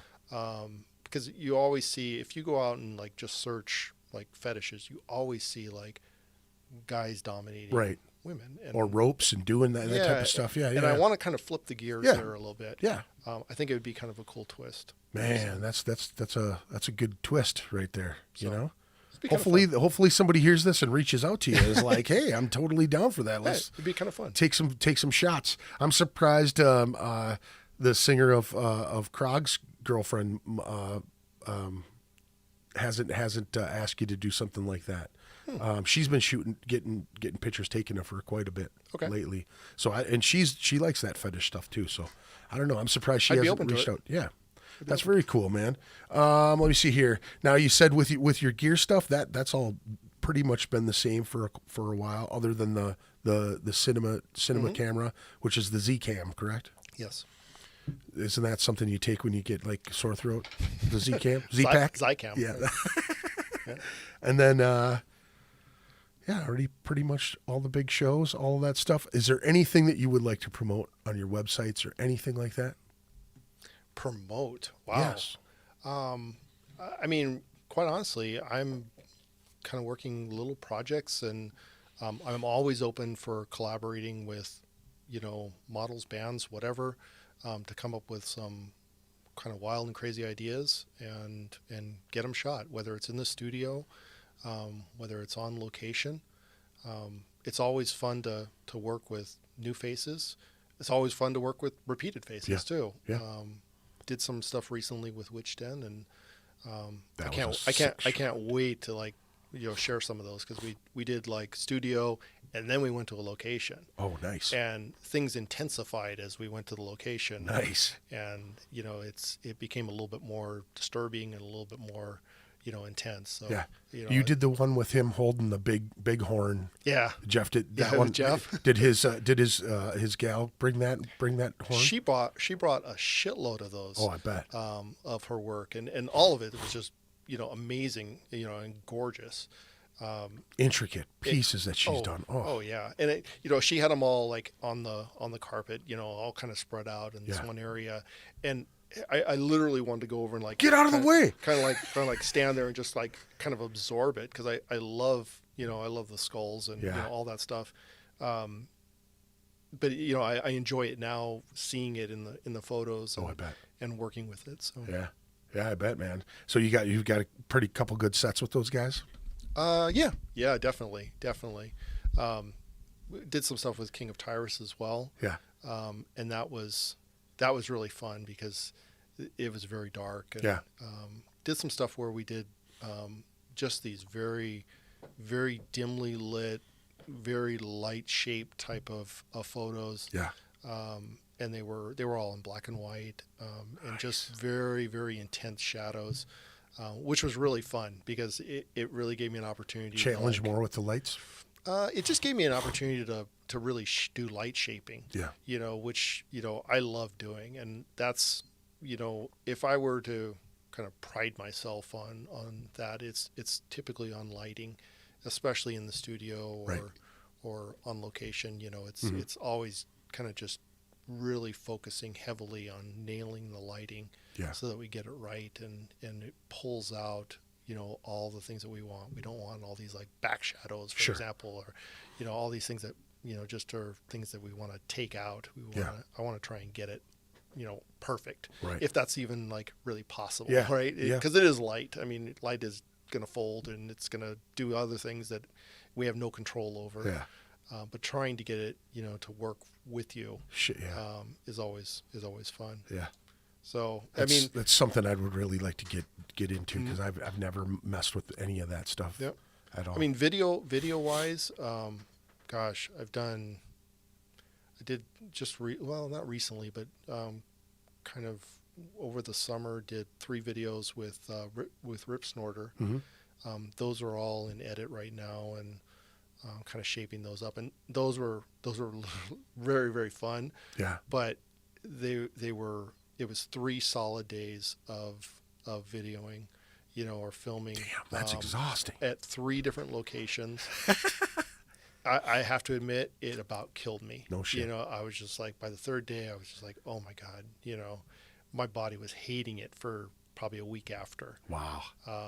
And Grueling pace too, I suppose. 3 days worth of work, man. yeah. And it was just, from a video crew or from a film crew, it was just me. So it was me loading the car, unloading the car, humping the stuff in, all that stuff. I mean, the guys helped out. I mean, Sure. That's always, they're always offering to do that. But it was just literally the 3 solid days. But some of the locations were just really, really cool. Yeah. The sets were really cool. I can't wait to see it. And editing it has been really, really fun. Yeah. There's some other stuff in the work. I've got some music videos coming up with bands, and then I'm working on a screenplay at this point for a horror movie. Nice. And I'm still trying to figure out whether Is Bill Lindsay the killer? there may be a part in it for Bill Lindsay. Right.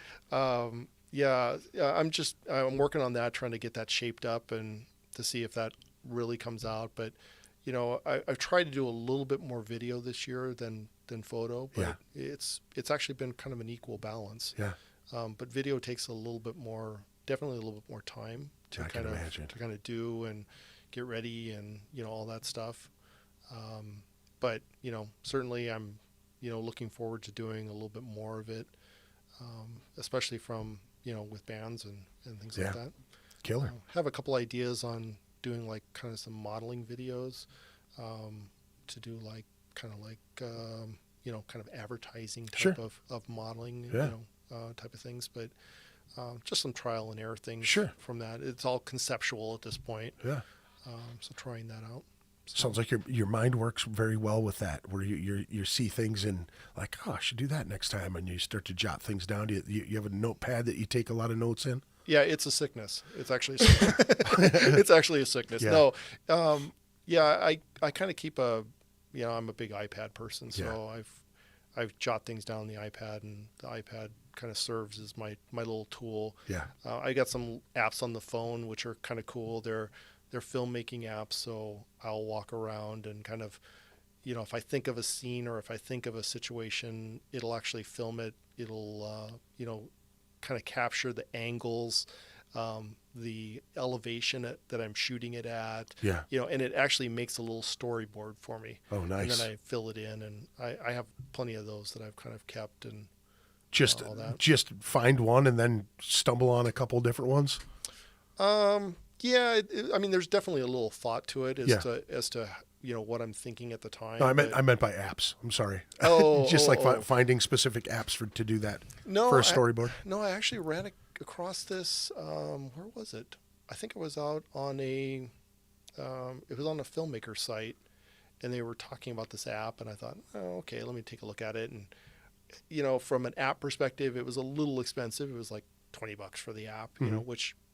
Most apps are like $4 or $5. Yep. So it was like $20 for the app, and it's been a kind of a cool, handy little tool. Yeah. I just upgraded my phone, so of course I've got an iPhone, and now. Did you get 13? Is that the 13? I did. Nice. I got the 13 Max Pro. It's all the bells and whistles. I saw speaking of 13 Max Pro, Yeah. right? I saw a commercial today that was like, I've got 13 Max Pro, and now I shoot cinema, all this stuff.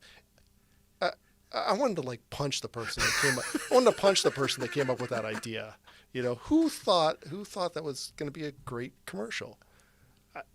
It was goofy. It made me like, Yeah. okay, Yeah. I don't want the Who Max in program. marketing was doing that? Right. I think it was Goofy and Donald Duck there. They were like, oh yeah, got this. It's a one. good one. Oh, It's a good one. oh. Hey, look at this. Oh. Oh, that's fucking awesome. Dude, thank you so much for coming in and doing this again. I appreciate you and everything that you do. And thank you very much. David gifted me a fisheye lens, Sigma fisheye lens for my. You will put good use to it. I'm I going to know- use I know this you bad will. boy. I know Yes, you for sure. I'm gonna actually use it next week for sure. There you go. Just to give it a test It's run. maiden voyage. Yeah. It's going to be in Colorado. Right? Yeah, I'll probably bring both cameras with too, just to have fun with it. To have Cool. one for this and one for that. There you go. Give it a shot, right? Perfect. This will work on the what am I thinking here? Camera? No. the Canon. The God damn it, not the full frame, but the Crop frame. crop sensor. Yeah, that'll work on a crop sensor. It won't bow as much. Okay. You won't have as tense of a fisheye, but it'll definitely fisheye. Okay, I'll use both. So you try it on both, maybe. Yeah. Give it a shot. Yeah, it'll be cool. Thank you very much. Yep. Thank you. I appreciate it. Thank you very much. Thank you, everyone, for joining us this evening. I hope you enjoyed it as much as I did. I really had a good time speaking with David. I didn't do the check-ins here. Do me a favor, check out Anti-Broadcasting Incorporated Custom Screen Printing, antibroadcasting@gmail.com, 612-836-9488. I was just over there the other day dropping off a bunch of materials for my job, and they were going to print a bunch of stuff. They do everything over there. If you're looking to get some screen printing done, Anti-Broadcasting is the place to go. If you want to get some T-shirts, if you want to get some sweatpants, some slam shorts, I think they even do some drum heads over there too. And I know they just got a new machine that they can do low number prints off of right away. So they've got the big machines with the multicolors, and then they've got like the multicolored one-off machine as well, so you can do a bunch of stuff with them. Give them a call. Again, antibroadcasting@gmail.com, 612-836-9488. Do me a favor and check out Lowbrow Saints Tattoo Collective, 612-353-4755, lowbrowsaints@gmail.com. Give them a shout. Get some tattoos. Be cool. Have fun. We appreciate you joining us. Hope you guys have a good evening. Have a great weekend. We'll see you next week. Oh, actually, I'm going to be in Colorado next week, and I'm going to try to do one out in Colorado. Hopefully, we can do it live. If not, you'll hear it after I get back. But I appreciate you tuning in. Thank you very much. Have a good evening. Peace out. Ritual Madness Podcast. Ritual Madness Podcast. Ritual Madness Podcast. Ritual Madness.